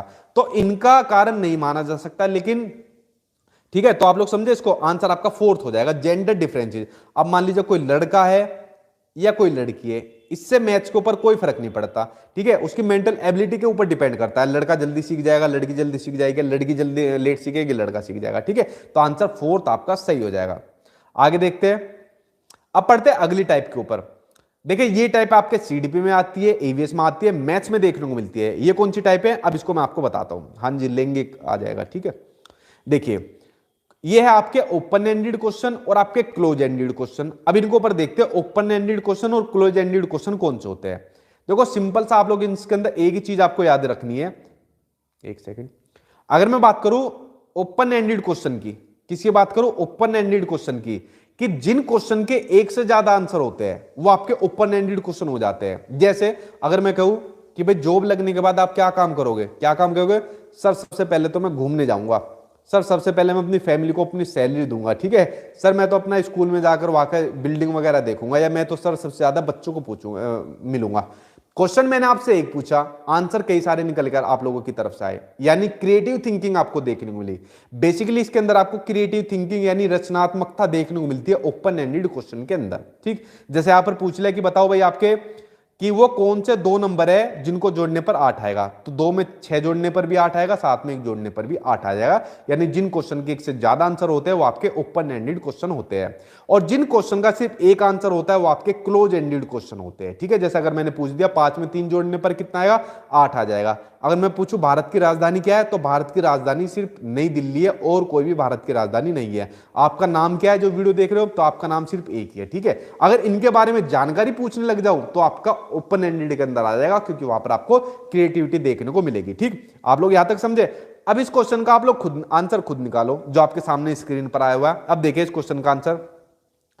क्वेश्चन आपको दिया हुआ है कि which one of the following question is open ended question, ठीक है, यानी मुक्त तंतु वाला प्रश्न कौन सा है, ओपन एंडेड क्वेश्चन कौन सा है, जिसमें एक क्वेश्चन के एक से ज्यादा सॉल्यूशन होते हैं। ऑप्शन को पढ़ लेते एक बार। आप 15 को 3 से गुना किस प्रकार करोगे, तो भाई 15 को 3 से गुना इसी तरह प्रकार करेंगे, हमारा आंसर आ जाएगा। तो ये तो क्लोज एंडेड क्वेश्चन हो गया, तो ये तो हो नहीं सरा। कोई दो संख्याएं लिखे जिनका गुणनफल 45 हो, यानी जिनका प्रोडक्ट 45 हो। देखो ये आपका ओपन एंडेड क्वेश्चन आपको देखने को मिल जाएगा। अब देखो आप लोगों को लिखनी है, बताओ कौन कौन से दो नंबर है जिनका ये हो जाएगा। देखिए अगर मैंने लिख दिया 5 × 9 तो 45 हो जाएगा। अगर मैंने लिख दिया 15 × 3 तो 45 हो जाएगा। अगर मैंने लिख दिया 45 × 1 तो 45 हो जाएगा।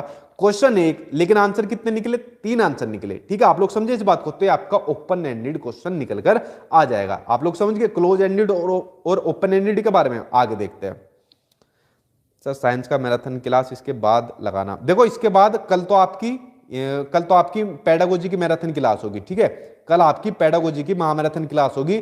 एक महामैराथन क्लास में आपकी पूरी पेडागोजी कंप्लीट करा दूंगा। उसके बाद आपकी हिंदी ले दूंगा, इंग्लिश कराऊंगा, संस्कृत मैराथन होगी, फिर उसके बाद आपकी सोशल साइंस होगी, फिर साइंस करा दूंगा, ठीक है। अब मैंने पहले साइंस करा दी, सोशल साइंस वाले कूद जाएंगे या हिंदी इंग्लिश वाले कूद जाएंगे, एक एक करके आपके एग्जाम से पहले मैं करा दूंगा। बस आप लोग जुड़े रहना चैनल से, चैनल को सब्सक्राइब कर लेना, ठीक। देखिए अगली टाइप अब मैं आपको बताता हूं। टाइप में बताऊंगा, आंसर आप लोग खुद निकालना, आंसर मैं आपसे खुद पूछूंगा, ठीक है। और कमेंट बॉक्स में पूछूंगा, अभी ध्यान से देखते जाना। एक होता है आपका फॉर्मेटिव असेसमेंट, एक होता है आपका समेटिव असेसमेंट, एक होता है आपका डायग्नोस्टिक असेसमेंट। अब कौन कौन से होते हैं इनके ऊपर एक बार हम लोग नजर डालते हैं। देखिए अगर मैं बात करूं फॉर्मेटिव असेसमेंट की, एक ऐसा असेसमेंट जो टीचिंग लर्निंग प्रोसेस के दौरान होता रहता है या उससे पहले होता है। जैसे अभी मैं आपको पढ़ा रहा हूं, आप लोग पढ़ रहे हो, तो क्या चल रहा है, टीचिंग लर्निंग प्रोसेस चल रहा है, मैं आपको मैथ्स पढ़ा रहा हूं, ठीक है।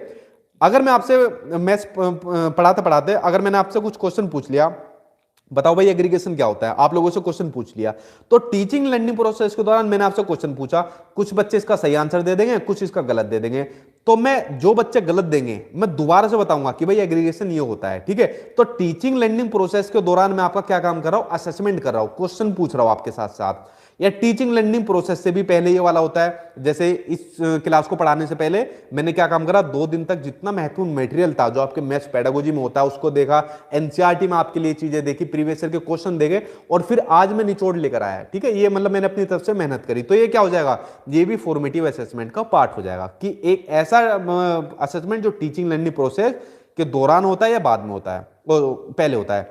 अगर मैं बात करूं समेटिव असेसमेंट, जो टीचिंग लर्निंग प्रोसेस खत्म होने के बाद होता है, जब हमारा टीचिंग लर्निंग प्रोसेस खत्म हो जाता है। जैसे आज की वीडियो जब खत्म हो जाएगी, पूरी वीडियो खत्म हो जाएगी, और पूरी वीडियो को खत्म होने के बाद अगर मैं आपसे क्वेश्चन पूछने लग जाऊं, कुछ भी क्वेश्चन पूछने लग जाऊं कि जो जीन पियाजे थे, जीन पियाजे ने कंजर्वेशन के रिगार्डिंग कौन कौन से कंसेप्ट दिए थे, कौन कौन सी चीजें पहले आनी चाहिए थी, ठीक है, आप लोग बताओ। वीडियो के खत्म होने के बाद आपसे पूछूं तो आपका समेटिव असेसमेंट हो जाएगा। ठीक है, अगली बात करूं तो होता है आपका डायग्नोस्टिक। देखिए डायग्नोस्टिक के अंदर एक मेरा बड़ा फेमस एग्जांपल है जो मैं शुरू से ही उसको देता हूं। सिंपल सा आपको समझना है, डायग्नोस के अंदर क्या किया जाता है, डायग्नोस्टिक यानी निदान, निदानात्मक आप लोग इसको कह सकते हो। इसमें क्या होता है, जो प्रॉब्लम होती है, जो समस्याएं होती है, उसको आइडेंटिफाई किया जाता है। प्रॉब्लम को, कारणों को, समस्याओं की पहचान की जाती है, उनको आइडेंटिफाई किया जाता है, और आइडेंटिफाई करने के बाद फिर उनका क्या किया जाता है, फिर उनका समाधान किया जाता है। ठीक है, यानी कि उपचारात्मक शिक्षण उनको दिया जाता है। क्या दिया जाता है, उपचारात्मक शिक्षण उनको दिया जाता है। जैसे वही एग्जांपल आपको देता हूं, मान लीजिए कोई डॉक्टर है, और डॉक्टर के पास जब कोई रोगी जाता है, मान लीजिए उसको सर दर्द हुआ, चोट लग गई, पैर टूट गया, तो डॉक्टर सबसे पहले रोगी को क्या करता है, उसको डायग्नोस करता है, उससे पूछता है भाई तुमको क्या प्रॉब्लम है, उसके रिपोर्ट कराता है, एक्सरे वगैरह कराता है, और डायग्नोस करने के बाद फिर क्या काम करता है, उसका उपचार करता है। उसी तरीके से एज ए टीचर क्या काम करता है, जो जो बच्चों को प्रॉब्लम आती है उसका निदान करता है और फिर उपचार करता है। ठीक है, ऐसा कभी देखा है कोई डॉक्टर जाते उसके पास जाओगे वो आप में इंजेक्शन ठोक कर कहेगा हाँ भाई बता तुझे क्या दिक्कत है, ठीक है, इतने में तो काम ही खत्म हो जाएगा। ठीक है, तो सबसे पहले आपको डायग्नोस करना है और देन उसके बाद आपको रिमीडियल टीचिंग देनी है। उसमें आप लोग टीएलएम का यूज कर लो, चाहे आपके जो मेथड्स होते हैं उनका यूज कर सकते हो। अब देखिए इससे रिलेटेड क्वेश्चन मैं आपको बताता हूं। क्वेश्चन आपको दिया हुआ है कि जो फॉर्मेटिव असेसमेंट होता है, फॉर्मेटिव असेसमेंट कौन सा बताया, जो टीचिंग लर्निंग प्रोसेस के दौरान होता है उससे पहले होता है। तो formative assessment in mathematics eight primary stage includes, क्या होता है उसमें, आपका ऑप्शन पढ़ते हैं अब हम लोग, identification of learning gaps and deficiency in teaching. हाँ बिल्कुल सही है, हाँ पहला ही से हो जाएगा कि जो लर्निंग होती है, जो अधिगम होती है, उसमें असंगति को और शिक्षण में कमियों को पहचानता है। कौन पहचानता है, फॉर्मेटिव असेसमेंट। देखिए यहां पर वर्ड आ गया लर्निंग, अधिगम, जैसा भी मैं आपको पढ़ा रहा हूं आप लोग पढ़ रहे हो, तो उसमें जो भी कमी होगी उसको पहचानता है, फॉर्मेटिव असेसमेंट हो जाएगा। ठीक है, चलिए आगे देखते हैं। इसका आंसर देखिए कितना सिंपल निकला। इसका आंसर आप लोग खुद निकालो। क्वेश्चन का आपको दिया हुआ है, the purpose of a diagnostic test in mathematics is, कि जो गणित में निदानात्मक परीक्षण होता है उसका क्या उद्देश्य होता है। डायग्नोस में हम क्या कहते हैं, सबसे पहले प्रॉब्लम को आइडेंटिफाई करते हैं, समस्याओं की पहचान करते हैं। अगर आप लोग ऑप्शन थर्ड देखोगे कि बच्चों में समझ में निहित रिक्तियों को जानना, भाई जो बच्चे पढ़ रहे हैं, समझ रहे हैं, उसमें क्या गैप आ रहे हैं, ठीक है, कौन कौन सी कमी आ रही है, उनको आइडेंटिफाई करना, पहचान करना, यह आपका डायग्नोस्टिक का एम होता है। इसको आप लोग समझ गए, आगे देखते हैं। देखो कितना बढ़िया क्वेश्चन पूछा है कि सर जॉब के लिए ओबीसी में टोटल कम से कम कितने मार्क्स होने चाहिए। पहले तो आप लोग सीटेट का पेपर दे दो। देखो ध्यान से सुनना मेरी बात को, सीटेट का पेपर देने के बाद फिर वैकेंसी निकलनी चाहिए, और वैकेंसी किसके हाथ में रहेगी, वैकेंसी रहेगी गवर्नमेंट के हाथ में। जब वैकेंसी निकलेगी तो जब आप लोग रिटर्न एग्जाम दे दोगे तब आप लोग ये मुझसे क्वेश्चन पूछना। तो देखा हर चीज का एक प्रोसेस है, सीधे ऐसे नहीं कि बच्चा सीधे एकदम बड़ा हो जाएगा, बूढ़ा हो जाएगा, एक स्टेप से चलता है। लेकिन मैं आप लोगों के साथ बना रहूंगा जब तक आपको जॉब नहीं मिलती, आप लोग भी जुड़े रहना, मैं आपको सब चीजें करा दूंगा, आप लोग बेफिक्र रहिए, ठीक है, लेकिन एक सिस्टम के थ्रू चलिए आप लोग। ठीक, आगे देखते हैं। अब हम टाइप पढ़ेंगे। देखा आपने पढ़ा होगा अबिकस वगैरह, 10 ग्राम वगैरह, ये सब चीज आपके एग्जाम में आती है। पहले मैं पढ़ाता हूं आपको एबेकस। एबेकस क्या होता है, देखिए अगर मैं बात करूं एबेकस के बारे में, ध्यान से देखते जाना आप क्या क्या होता है। एबेकस में क्या होता है, हम लोग प्लस माइनस का कंसेप्ट बच्चों को सिखा देते हैं। जैसे एबेकस आपको दिया हुआ है, देखो हमने क्या कहा, एक बॉल यहां पर है, एक बॉल इधर लेकर गए, हमने कहा बेटा कितनी बॉल हो गई, वो कहेगा सर 2 बॉल हो गई। एक बॉल को इधर और ले गए, कहेंगे कितनी बॉल हो गई, 3 बॉल हो गई। अगर हमने जैसे 3 बॉल इधर ले गई, हम कहेंगे बेटा यहां पर कितनी बॉल बच गई, तो बच्चा बता देगा सर इतनी बॉल हो गई। तो जो प्लस माइनस का जो कंसेप्ट होता है वो बच्चे को हम सिखाते हैं। ठीक है। इसमें क्या होता है, बच्चों को हम काउंटिंग भी सिखाते हैं, इसके जरिए बच्चों को हम काउंटिंग सिखाते हैं कि बेटा देखो 1 2 3 4 5 6 7 8 ऐसे करके हम बच्चों को काउंटिंग सिखाते हैं।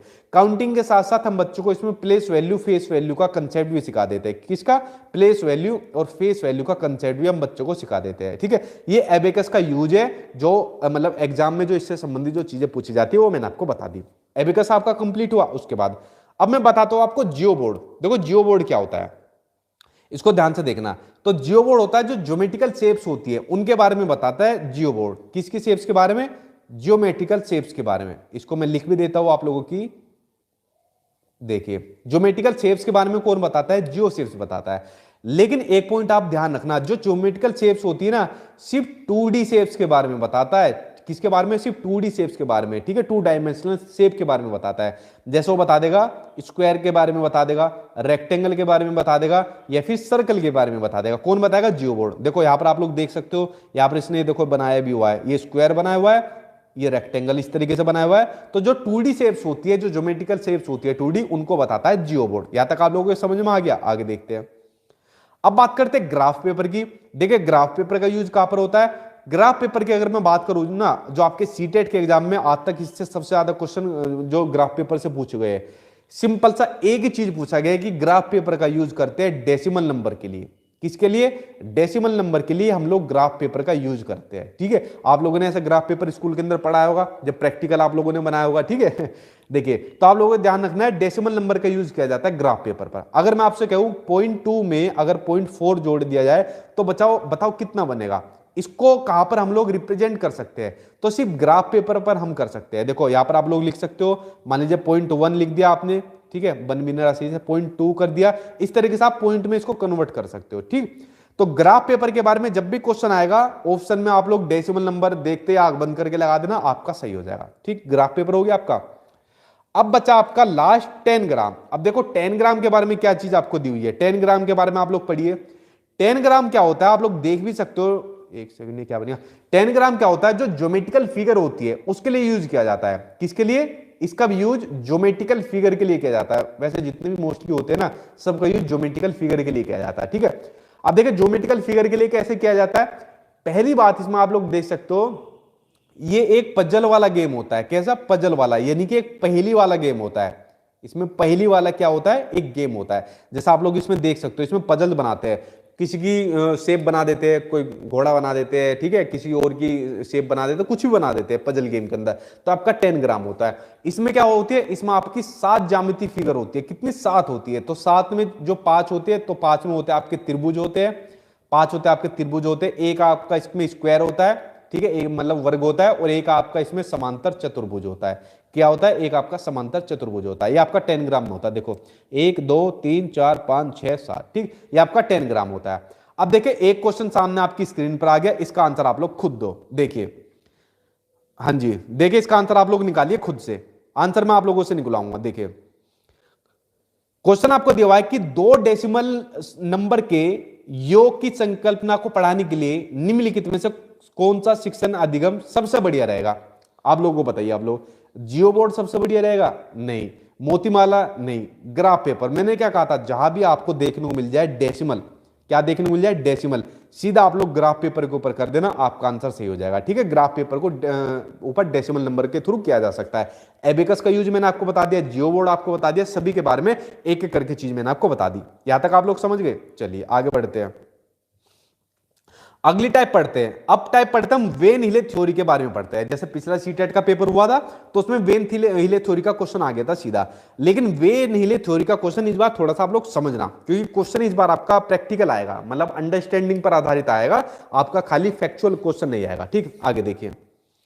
अब देखिए वेन हिले थ्योरी में आपको पढ़ाता हूं, आखिर कौन वेन हिले थे, क्या इनकी थ्योरी है। तो वेन हिले ने दी थी ज्योमेट्रिक थिंकिंग, यानी ज्यामितीय स्तर की जो थ्योरी है वो इन्होंने दी थी। तो इस थ्योरी के अंदर इन्होंने बताया था कि जो बच्चे होते हैं वो ज्योमेट्री को किस तरीके से सीखते हैं। जैसा आप लोग जब छोटे बच्चे थे, जैसे हम भी जब छोटे बच्चे थे, तो हमने ज्योमेट्री को एकदम तो नहीं सीखा, धीरे धीरे करके हम लोग चीजें सीखे। तो इन्होंने वही चीज बताई है कि ज्योमेट्री को हम किस किस तरीके से सीखे हैं। तो इसके लिए उन्होंने 5 स्टेज बताई थी। वेन हिले साहब ने ज्योमेट्री सीखने की 5 स्टेज बताई थी, जिसमें शुरुआत की जो 3 स्टेज है वो बड़ी महत्वपूर्ण है, वेरी वेरी इंपॉर्टेंट, क्योंकि प्राइमरी लेवल पर सबसे ज्यादा वही होती है, और उसके बाद 2 स्टेज जो होती है जो अपर प्राइमरी की हो जाती है। ठीक है, अब मैं बताता हूं वेन हिले साहब की जो 5 स्टेज है।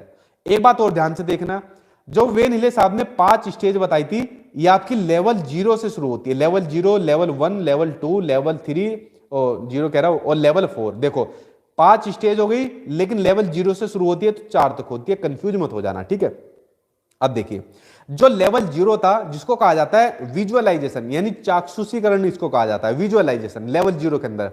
देखो इसमें क्या काम करता है, इसमें बच्चा बड़ा छोटा होता है। ठीक है, इसमें बच्चा चीजों को सिर्फ जानते हैं या उनको देखकर उनकी इमेज बना लेते हैं। बेसिकली विजुअलाइजेशन मतलब देखकर अपने माइंड के अंदर कोई भी कंसेप्ट बना लेते हैं। ठीक है, तो इसमें बच्चा जो फिगर्स होती है, जो आकृतियां होती है, उनकी दिखावट के अकॉर्डिंग क्लासिफिकेशन करता है। जैसे मान लीजिए बच्चा रोटी भी खाता है, बिस्किट भी खाता है, तो इनको देखकर क्या कहता है कि रोटी तो गोल होती है, जबकि उसको पता नहीं गोल जो है सर्कल को कहा जाता है। इसने कहा ये जो बिस्कुट है ये तो चकोर है, इसको पता नहीं बिस्कुट की शेप कैसी है, रेक्टेंगल है। तो बच्चों को इनके कंसेप्ट के बारे में नहीं पता, लेकिन इनकी शेप के अकॉर्डिंग क्लासिफिकेशन कर देता है कि बिस्कुट ऐसा होता है, रोटी गोल होती है। ठीक, जो आपका लेवल 0 होता है। लेवल 0 के बाद जो आपका लेवल 1 होता है वो होता है आपका एनालिसिस, यानी विश्लेषण। इसमें क्या होता है, इसमें बच्चा चीजों के ज्योमेट्रिकल नाम जानना शुरू कर जाता है। अब बच्चा थोड़ा बड़ा हो गया, अब जो रोटी होगी बच्चा समझ जाएगा भाई रोटी तो सर्कल जैसी होती है, और जो बिस्कुट होता है वो रेक्टेंगल जैसा होता है। यानी बच्चा चीजों के ज्योमेट्रिकल नाम जानना शुरू कर देता है लेवल 1 के अंदर। ठीक, अब बच्चा और बड़ा हो गया, अब जब बच्चा और बड़ा हो गया तो लेवल 2 के अंदर आ जाएगा, यानी कि इनफॉर्मल डिडक्शन के अंदर आ जाएगा। अब क्या होता है बच्चा, इसमें बच्चा जो फिगर्स होते हैं, जो आकृतियां होती है, उनमें रिलेशन, संबंध बनाना स्टार्ट कर देता है। लेकिन जो संबंध बनाता है ना, वो उनकी सिमिलरिटी के बेस पर बनाता है, जो संबंध बनाता है। जैसे ये तो हो गया आपका रेक्टेंगल, ये हो गया आपका स्क्वायर। अब बच्चा क्या सोचता है, यार रेक्टेंगल होता है इसकी आमने सामने की साइड इक्वल होती है, ये बच्चों को चीज पता चल गई इससे पहले वाली स्टेज के अंदर। और स्क्वायर के अंदर इसकी सारी साइड इक्वल होती है, ये बच्चों को कंसेप्ट पता चल गया। अब बच्चा क्या काम कर रहा है, बच्चा रिलेशन बनाना स्टार्ट करेगा उनकी सिमिलरिटी के बेस पर। कैसे, यार जो रेक्टेंगल होता है, इस रेक्टेंगल से मैं स्क्वायर भी तो बना सकता हूं, अगर इसकी साइड से मैं स्क्वायर बना दूं तो कैसा रहेगा। तो ये होता है आपका लेवल 2 के अंदर, जब बच्चा रिलेशन बनाना शुरू कर देता है जो फिगर्स होती है उनके बीच में। ठीक, और आपकी लेवल 3 होती है फॉर्मल, इनके ऊपर भी नजर डाल लो वरना कहेगी हमें नहीं बताया। ठीक है, इसमें बच्चा फिगर्स के फॉर्मूले ढूंढने लग जाता है। अब बच्चा और बड़ा हो गया तो फॉर्मूले ढूंढनेगा, और उसके बाद बच्चा और बड़ा हो गया, वो हो जाएगा आपकी रिगोर लेवल 4। ठीक है, इसमें अपने आप जो ज्यामितीय चिंतन होता है उसके अकॉर्डिंग खुद से चीजें बनाना शुरू कर देता है। बेसिकली बड़े बच्चों के लिए आ जाती है दोनों चीजें। ठीक, तो देखिए वेन हिले थ्योरी मैंने आपको समझा दी, बड़े आसान तरीके से समझा दी, और क्वेश्चन आ गया सामने आपकी स्क्रीन पर। तो बताओ मेरे हीरो जितने भी चीतो हो, बताओ इसका सही आंसर आपका क्या हो जाएगा। आवाज सही नहीं आ रही है, इसका आंसर आप लोग बताओ क्या है। एक बार मैं आवाज को चेक करता हूँ, आवाज सही नहीं आ रही है, एक बार मुझे बताइए कमेंट बॉक्स में। एक बार मैं आवाज को चेक करता हूँ, आवाज सही नहीं आ रही है, एक बार मुझे बताइए कमेंट बॉक्स में। हाँ आवाज धीमी है, 1 सेकंड रुकिए, मैं चेक करता हूँ, 1 सेकंड रुकिए, मैं चेक करता हूँ, 1 सेकंड रुकिए, मैं चेक करता हूँ, 1 सेकंड, बताना फिर कैसे आई आवाज। ठीक है, बताना फिर कैसे आई आवाज। ठीक है, बताना फिर कैसे आई आवाज।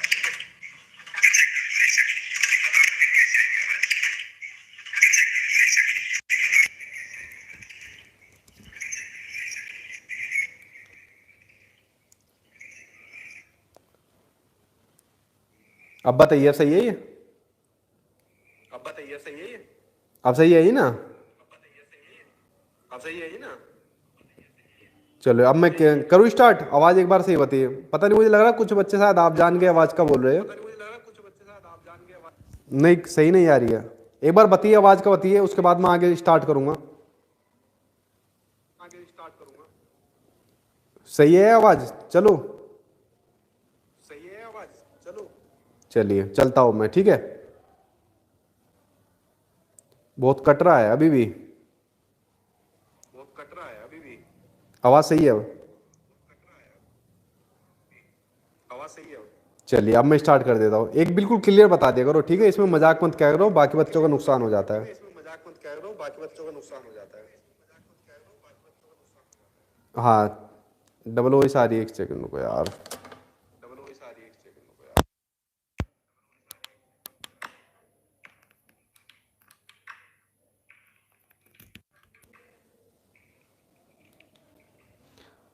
अब देखना एक बार सही है ये आवाज, अब देखना एक बार सही है ये आवाज, अब सही है ना?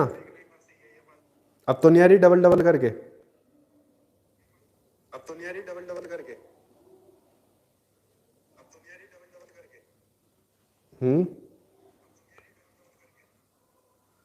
डबल आ रही है अब? एक बार बताइए डबल आ रही है कैसे आ रही है, एक बार बताइए डबल आ रही है कैसे आ रही है। वही सही है, वही सही है, डबल ही आ रही है। एक सेकंड रुको यार, ऐसे तो कंफ्यूज हो जाएगा। एक बताओ, मजाक मत करो, बिल्कुल भी टाइम खराब हो जाएगा।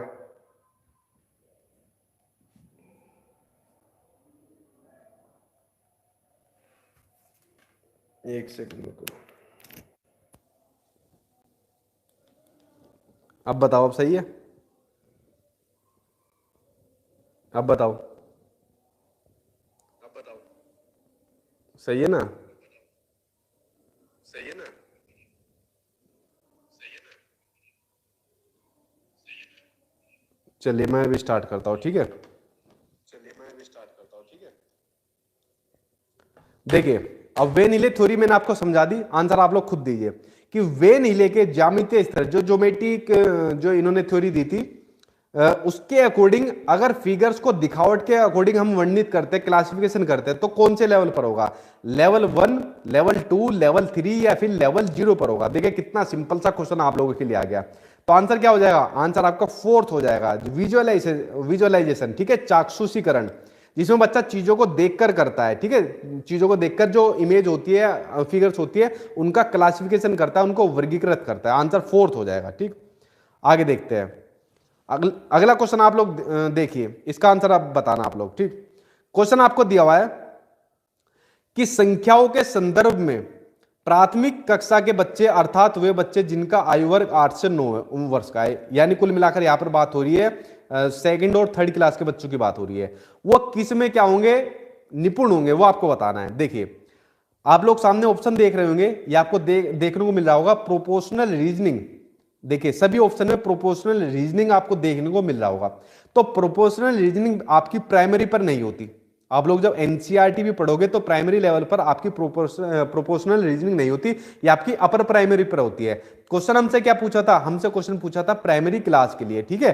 तो ये देखिए देखते गलत हो गए। आंसर क्या बचेगा आपका? Fourth, seriation. बच्चों को बताओ सीरिएशन के हिसाब से बड़ा छोटा इस तरीके से ऊंचा नीचा क्लासिफिकेशन करो और रिवर्सिबिलिटी करो, ठीक है, कि 2 + 2 कितने होते हैं, तो बताओ 4 में से 2 गए कितने हो जाएंगे, इस तरीके से आपको करना है, ठीक। आगे बढ़ते हैं, अगली टाइप आ गई आपकी पैटर्न के अकॉर्डिंग। अब देखिए पैटर्न से संबंधित क्या क्वेश्चन पूछा जाता है। अब देखिए इसको, पैटर्न से संबंधित क्वेश्चन आपको ये पूछा जाता है जो मैं आपको बताने वाला हूं। जैसे मैं आप बच्चों को एक पैटर्न दे दूं, मैंने बच्चों को कहा बेटा 2, 4, 6, 8, अब बताओ इसके अंदर क्या आएगा।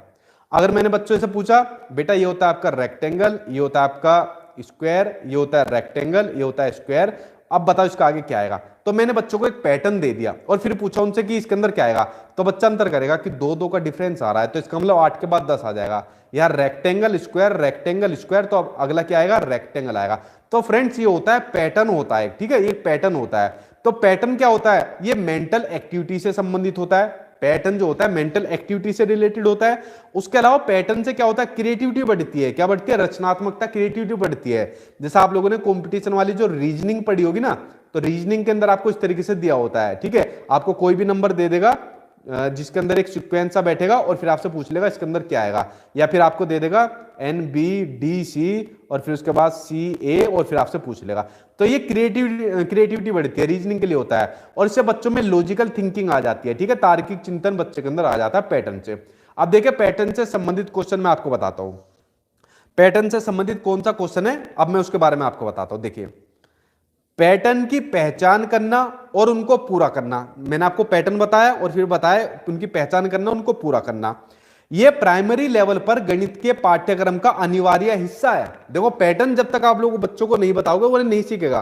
तो देखिए अगर आप लोग ऑप्शन देखोगे और फोर्थ वाला ऑप्शन देखोगे, यह स्टूडेंट्स में क्रिएटिविटी को बढ़ाता है। जैसे मैंने कहा कि बेटा बता इसके अंदर क्या आएगा, ठीक है, यहां पर फिल इन द ब्लैंक्स दे दिया, तो इससे क्या हो रहा है? बच्चे के अंदर क्रिएटिविटी बढ़ रही है, वो बच्चा ज्यादा दिमाग दौड़ा रहा है अपना, और जो संख्या और संक्रियाएं होती है उनकी विशेषताओं को समझने में भी उनको सहायता मिलती है कि आप देखो ये क्या है, इवन नंबर आ रहे हैं और इनके बीच में दो दो का डिफरेंस आ रहा है। ठीक, तो आंसर आपका 4 सही हो जाएगा। ये आपका पैटर्न वाला हो गया। अगला देखते हैं। एडमिट कार्ड आपके जल्दी आ जाएंगे, आप लोग बेफिक्र रहिए, अपनी पढ़ाई आप लोग चालू रखिए। ठीक है, अगला देखिए। अब बात करते हैं the learning outcomes in mathematics are develop. देखो लर्निंग आउटकम्स जो सीखने के जो प्रतिफल होते हैं क्या होते हैं, एक मैं आपको एग्जांपल देता हूं। जैसे मान लीजिए ये कोई लेसन दिया हुआ है, कोई भी पार्ट दिया हुआ है, कोई लेसन दिया हुआ है। तो मान लीजिए पानी का कोई लेसन है, जल के ऊपर कोई लेसन है, वाटर के ऊपर लेसन है। तो पहले जल के बारे में चीजें बताई जाती है लेसन के अंदर, लेकिन जब आप देखते हो ना लेसन खत्म हो जाता है तो बाद में कुछ क्वेश्चन दिए होते हैं। क्वेश्चन के अंदर कुछ पर्यायवाची दे देता है, किन पर्यायवाची को भरिए। ठीक है, या फिर दे देता है कि जल के आप लोग और अनेक शब्द बताइए या इसका यूज बताइए। तो जो लास्ट में जो क्वेश्चन दिए जाते हैं ना, वो क्वेश्चन इसलिए दिए जाते हैं कि जो हमने बच्चों को जो लेसन पढ़ाया है, जो हमने बच्चों को लर्निंग दी है, वो बच्चा उससे कितना सीखा है, बच्चों को कितनी समझ में आई है, उसको कितने लर्निंग आउटकम्स मिले हैं। ठीक है, यही होता है आपके लर्निंग आउटकम्स। तो आप लोगों के ऑप्शन के अकॉर्डिंग देखिए क्या आंसर से हो जाएगा। वर्ष के अंत की परीक्षाओं के लिए बच्चों को तैयार करना, बिल्कुल नहीं, ऐसा ऑप्शन तो देखते गलत कर देना। कैलकुलेशन के लिए बच्चों को शॉर्ट विधि बताए, नहीं, ये तो वैसी नेगेटिव बढ़ रहा है। विभिन्न शैक्षणिक सर्वेक्षणों में बच्चों की उपलब्धि बढ़ाई जाए, ऐसा काम हम थोड़ी करेंगे। मतलब हम जो सर्वेक्षण होंगे, ठीक है, जो भी सर्वे होंगे, अपने बच्चों की उपलब्धि थोड़ी बढ़ाएंगे, ये काम रह गया। आंसर बच्चा आपका 4 कि बच्चों द्वारा हासिल की जाने वाली कक्षावार दक्षता और कौशल को परिभाषित किया जाए। ठीक है, आप लोग समझ गए लर्निंग आउटकम्स के बारे में। आगे बढ़ते हैं। देखिए अगला क्वेश्चन आपको दिया हुआ है, इसको ध्यान से देखना कि which one of the following statement is true with respect to mathematics learning, कि गणित सीखने के संबंध में निम्नलिखित में से कौन सा स्टेटमेंट सही है। आप लोगों से जुड़ा हुआ क्वेश्चन है। देखिए अब आप लोगों से जुड़ा हुआ क्वेश्चन है, उसको देखिए। देखिए मैथ्स जो होता है, केवल ये वर्ड आपको कहीं भी दिख जाए ना पेपर के अंदर, भाई मेरे कहने से इसको देखते गलत काट देना, बाकी मैं देख लूंगा आपके पेपर की। ठीक है, गलत नहीं होगा आपका, ये केवल वर्ड आपको देखने को मिल जाए। ठीक, आगे देखते हैं। जो मैथ्स होता है सीखने के लिए कठिन विषय है। ठीक है, अब कुछ बच्चों के लिए जरूर होगा कठिन विषय, एक हार्ड सब्जेक्ट, लेकिन सभी के लिए हार्ड सब्जेक्ट नहीं है। ठीक है, आमतौर पर लड़कियां गणित में कमजोर होती है। तो लड़कियों ध्यान से सुनना, मैं नहीं कह रहा है वाली बात, वरना मुझे जेंडर वाइज लैंगिक पूर्वाग्रह से ग्रसित आप लोग बता दोगे। स्टेटमेंट कह रहा है इस बात कि लड़कियां मैथ्स में कमजोर होती है।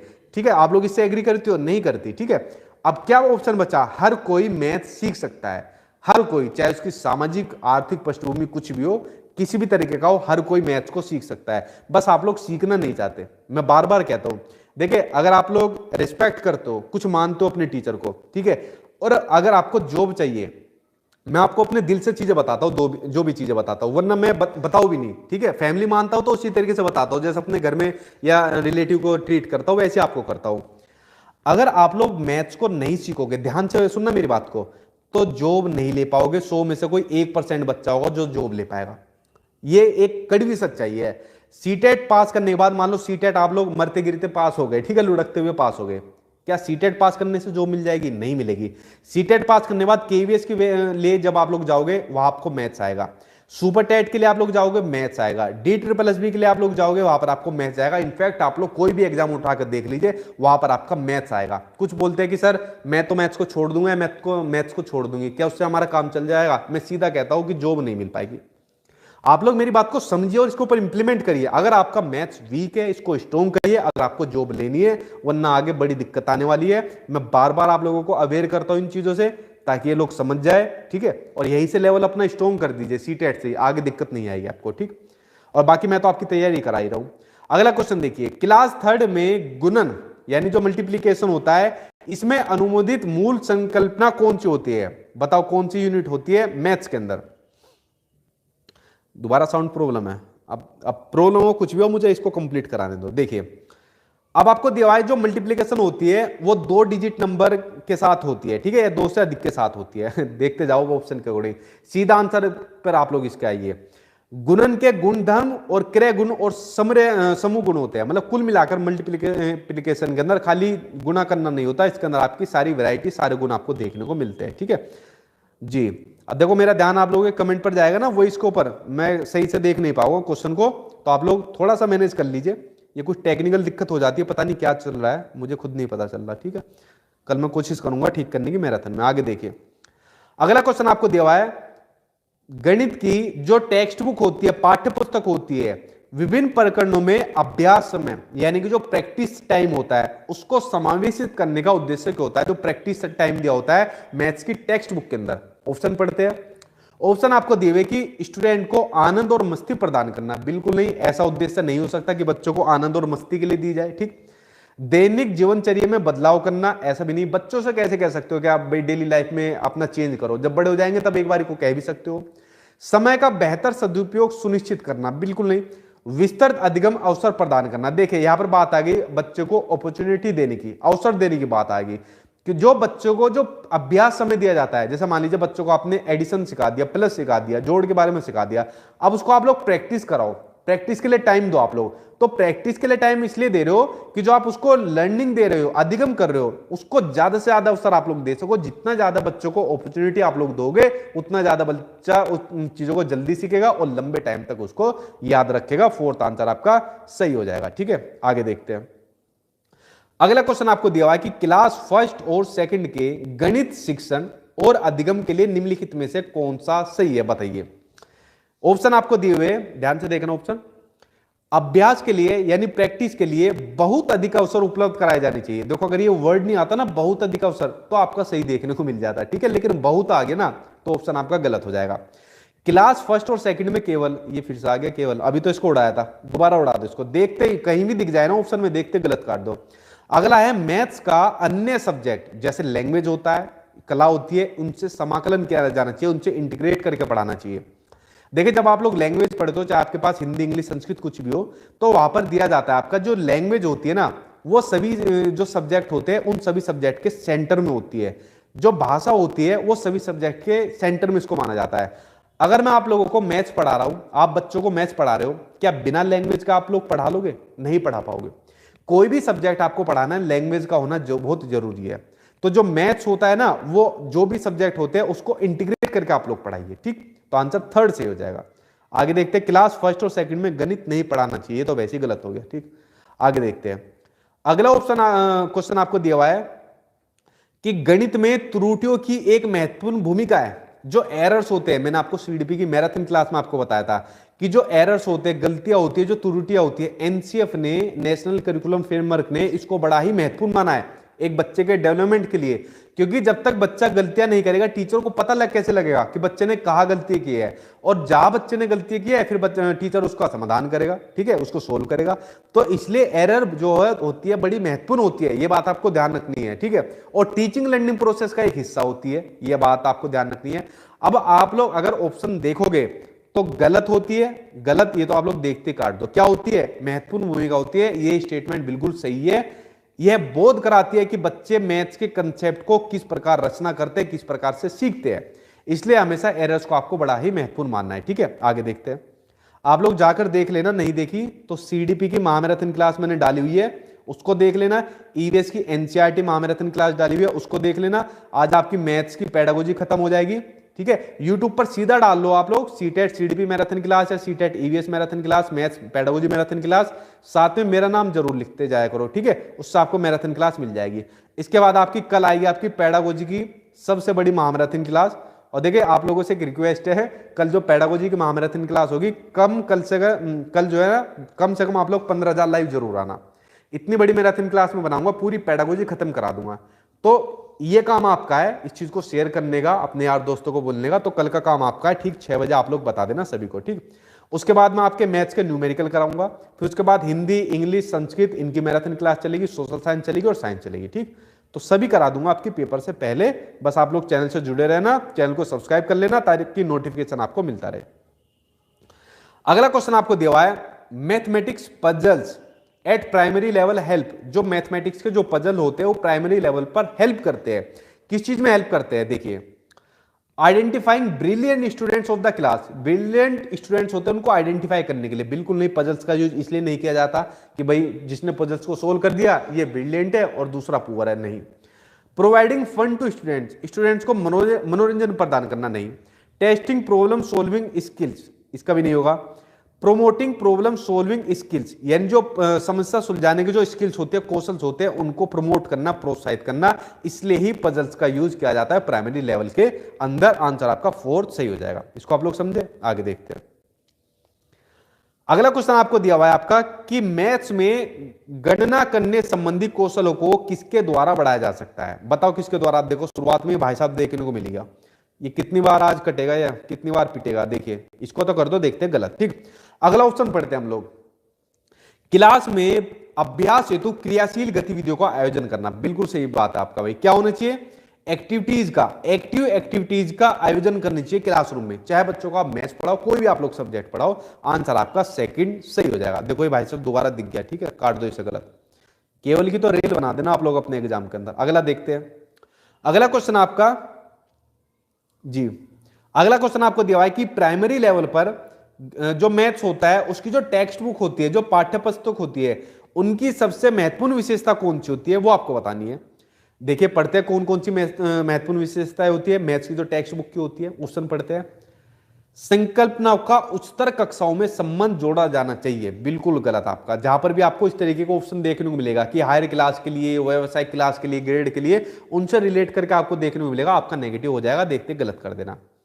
अगला है जो कंसेप्ट होते हैं उनको जटिल से सरल में पढ़ाना चाहिए। नहीं, जटिल से सरल नहीं होता, सरल से जटिल में पढ़ाना चाहिए। मतलब पहले बच्चों को हमको सिंपल चीजें पढ़ानी चाहिए और सिंपल चीजें पढ़ाने के बाद फिर हमको उनको कॉम्प्लेक्स चीजें पढ़ानी चाहिए। ठीक है, जैसे मैं पहले क्या काम करता हूं, पहले आपको कुछ एग्जांपल देता हूं, आसान चीजें समझाता हूं जो आपको पता है, देन कॉम्प्लेक्स पर लेके जाता हूं। ठीक, उसके बाद जैसे न्यूमेरिकल आपकी वाली महामैराथन क्लास होगी तो उसमें न्यूमेरिकल के भी मैं आपको इसी तरीके से सारे करा दूंगा। ठीक, तो ये क्या है, ये भी ऑप्शन गलत हो गया।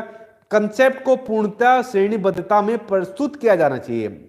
एक सीक्वेंस में आप लोग इसको कर सकते हो, नहीं कर सकते, ये भी गलत हो गया। क्या बचा, फोर्थ, कंसेप्ट को मूर्त से अमूर्त यानी कॉन्क्रीट टू एब्स्ट्रैक्ट ऐसे पढ़ाना चाहिए। मतलब बच्चों को पहले सबसे पहले मूर्त चीजें दिखानी चाहिए और फिर उसके बाद उसको अमूर्त कंसेप्ट पढ़ाना चाहिए। ठीक है, और क्या करना चाहिए, इजी टू कॉम्प्लेक्स करना चाहिए, सरल से जटिल पढ़ाना चाहिए। ये आपकी क्या होनी चाहिए, गणित की जो टेक्स्ट बुक होती है, पाठ्य पुस्तक होती है, वो आपकी इस तरीके से होनी चाहिए, तभी वो फायदेमंद रहेगी बच्चे के लिए। ठीक, वरना फायदेमंद नहीं रहेगी। अगला देखते हैं।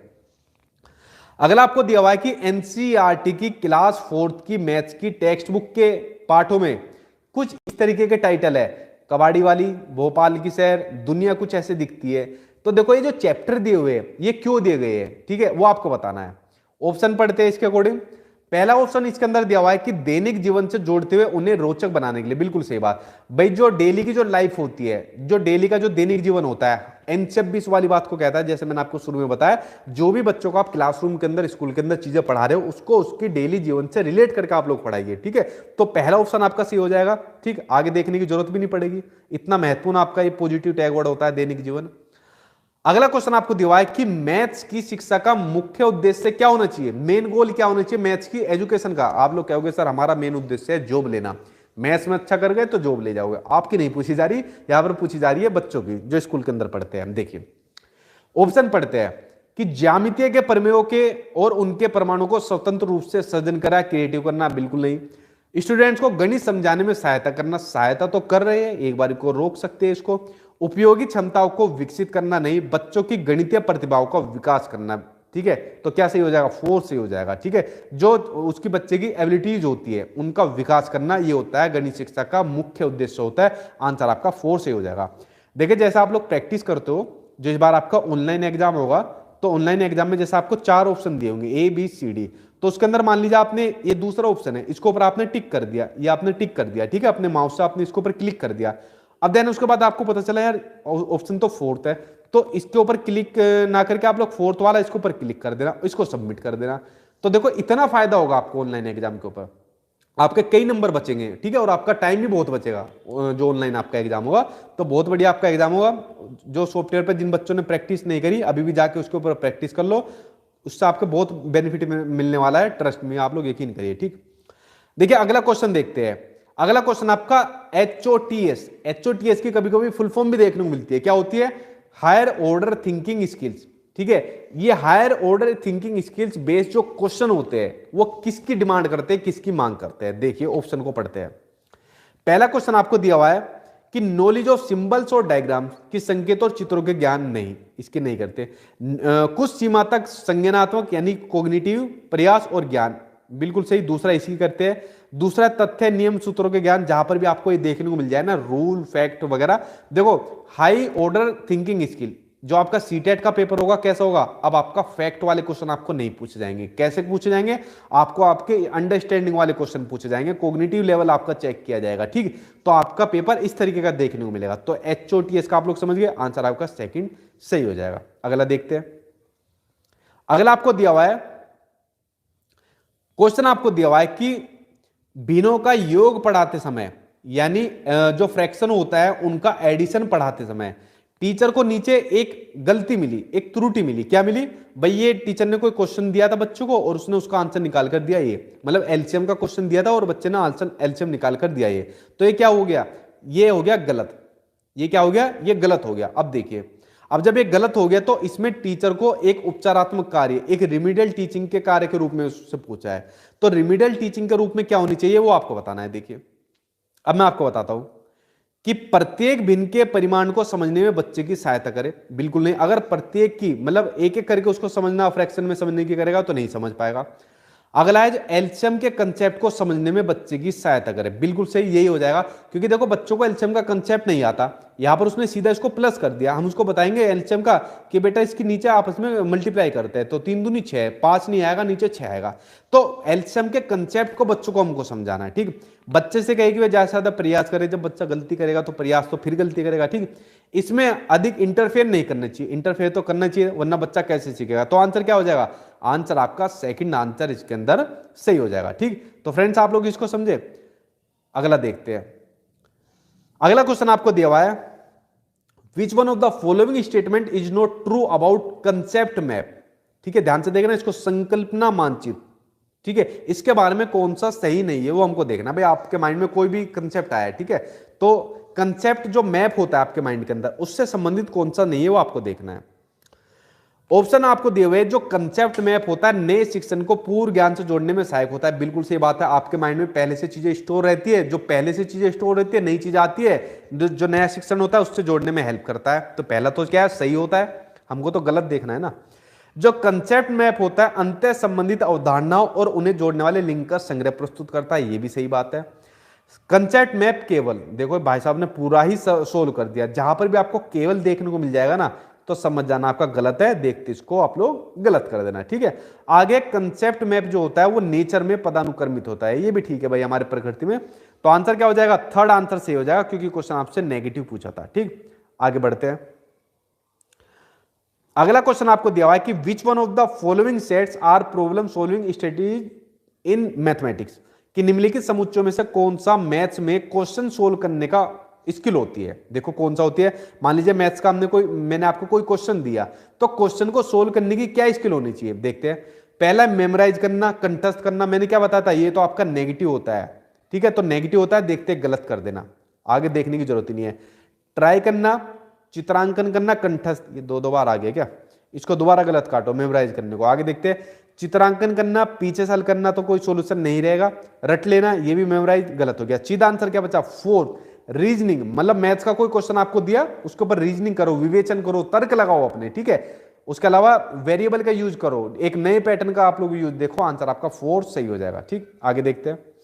देखिए फ्रेंड, जितनी भी आपकी महत्वपूर्ण टाइप्स थी ना जो आपके सीटेट के एग्जाम में आपकी मैथ्स पेडागोजी में पूछी जाती है, लगभग मैंने आपकी करा दी, बस अब आपको प्रैक्टिस करनी है जितना भी हो सके। तो प्रैक्टिस आप लोग सॉफ्टवेयर के ऊपर करिए, या जो मैंने अपने नोट्स बनाए हुए उनके ऊपर भी उनकी प्रैक्टिस आप लोग करिए।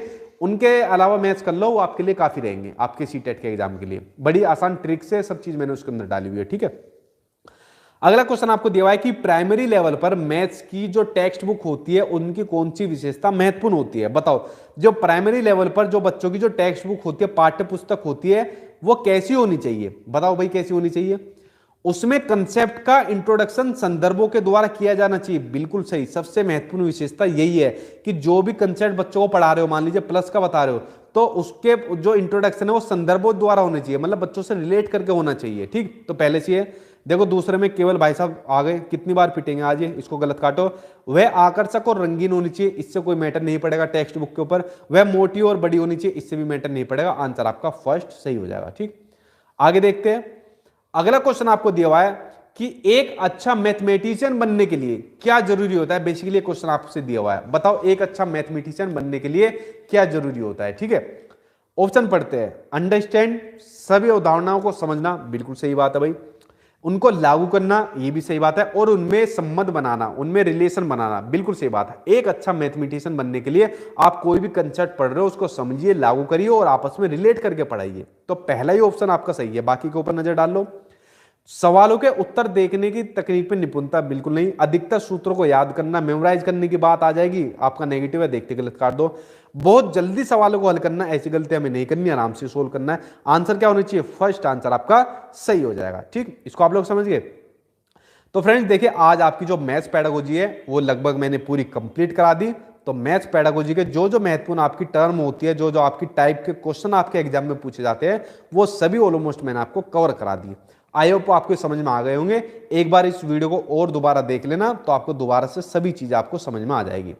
तो देखिए फ्रेंड्स, आज की वीडियो के अंदर मैंने आपको मैथ्स पेडागोजी के मोस्टली जितने भी कंसेप्ट है वो सभी आपको बता दिए। ठीक है, तो आप लोगों की समझ में आ भी गए होंगे। अब आप लोग क्या काम करना, जितना हो सके जो सॉफ्टवेयर है इसके ऊपर प्रैक्टिस करना। इस सॉफ्टवेयर के अंदर मैंने प्रीवियस ईयर के जितने भी क्वेश्चन आंसर है जो आज तक सीटेट में पूछे गए वो डाले हुए हैं, प्लस अंडरस्टैंडिंग के क्वेश्चन जो नए लेवल के क्वेश्चन एग्जाम में देखने को मिलेंगे, उनसे रिलेटेड क्वेश्चन इसके अंदर डाले हुए हैं। और खूब भर के इसके ऊपर आप लोग प्रैक्टिस करना।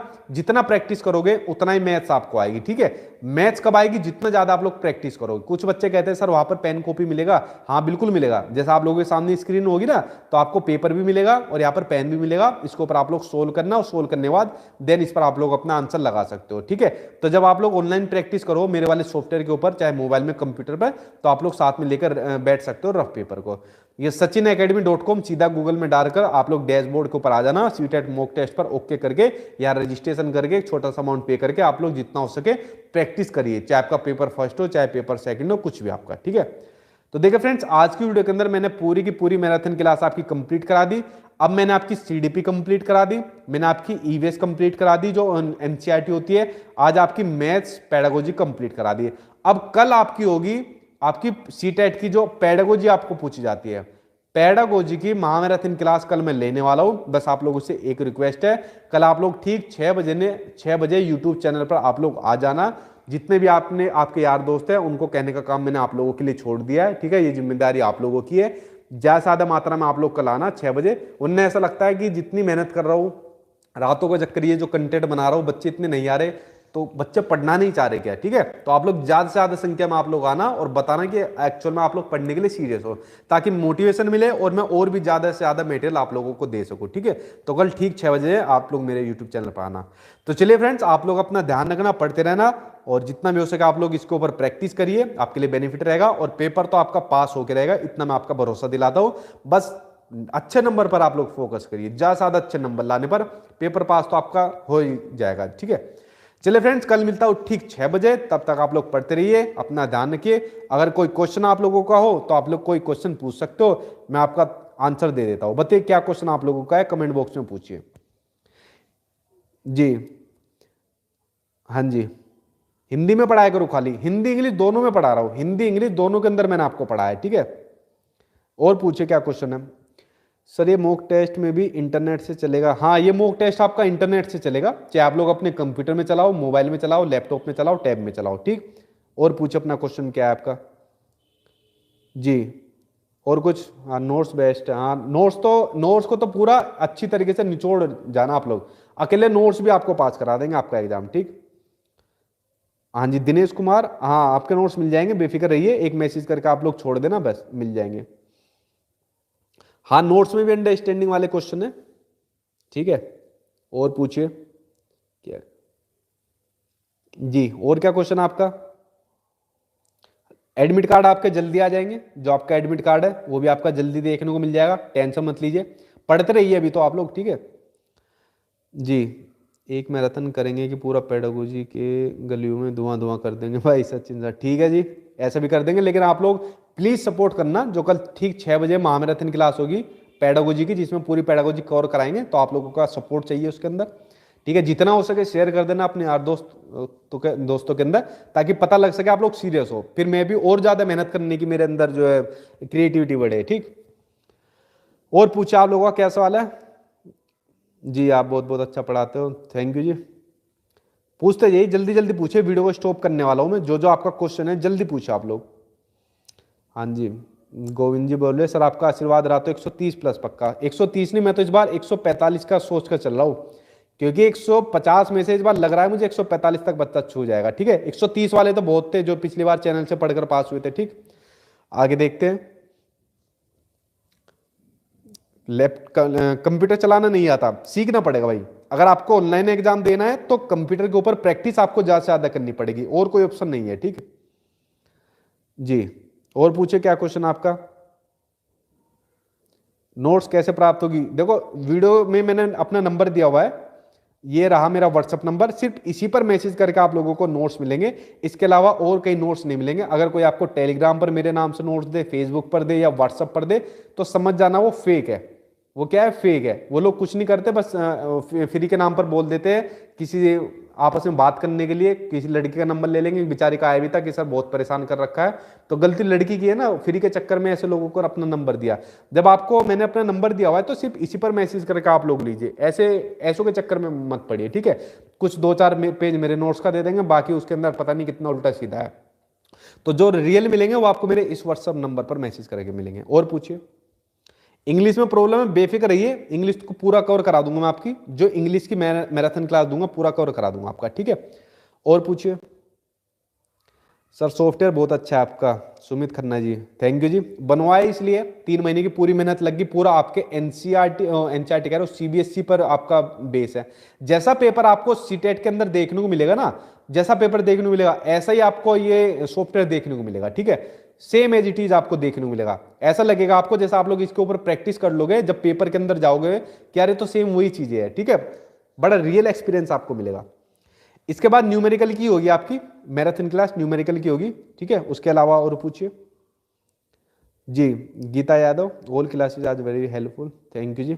बहुत से बच्चों ने मेरी अपने उस पर जो है डीपी लगाई हुई है, मतलब मेरी फोटो लगाई हुई है। बड़ी खुशी होती है देखकर कि कितने बच्चों ने डीपी लगाई हुई है, तो आप लोगों का बहुत बहुत थैंक यू। आज संस्कृत की भी होगी, बताया ना, सभी की मैराथन क्लास आपकी चलेगी यूट्यूब चैनल पर, बस आप लोग चैनल को सब्सक्राइब कर लेना। ठीक, चलिए फ्रेंड्स, आई होप आपको जितनी भी चीजें थी वो समझ में आ गई होगी। ठीक है, जो जो जानकारी थी सभी मैंने आपको दे दी। तो कल मिलते हैं ठीक 6 बजे पेडागोजी की महामैराथन क्लास में। आप लोगों को मैंने काम दे दिया, आप लोगों का काम है इस बात को शेयर करना, यार दोस्तों को बताना, और ज्यादा से ज्यादा संख्या में कल आप लोग आना। ठीक है, चलिए फ्रेंड्स, कल मिलते हैं। तब तक अपना पढ़ते रहना, ध्यान रखना और इसके ऊपर प्रैक्टिस करते रहना सचिन academy.com पर। Thank you friends.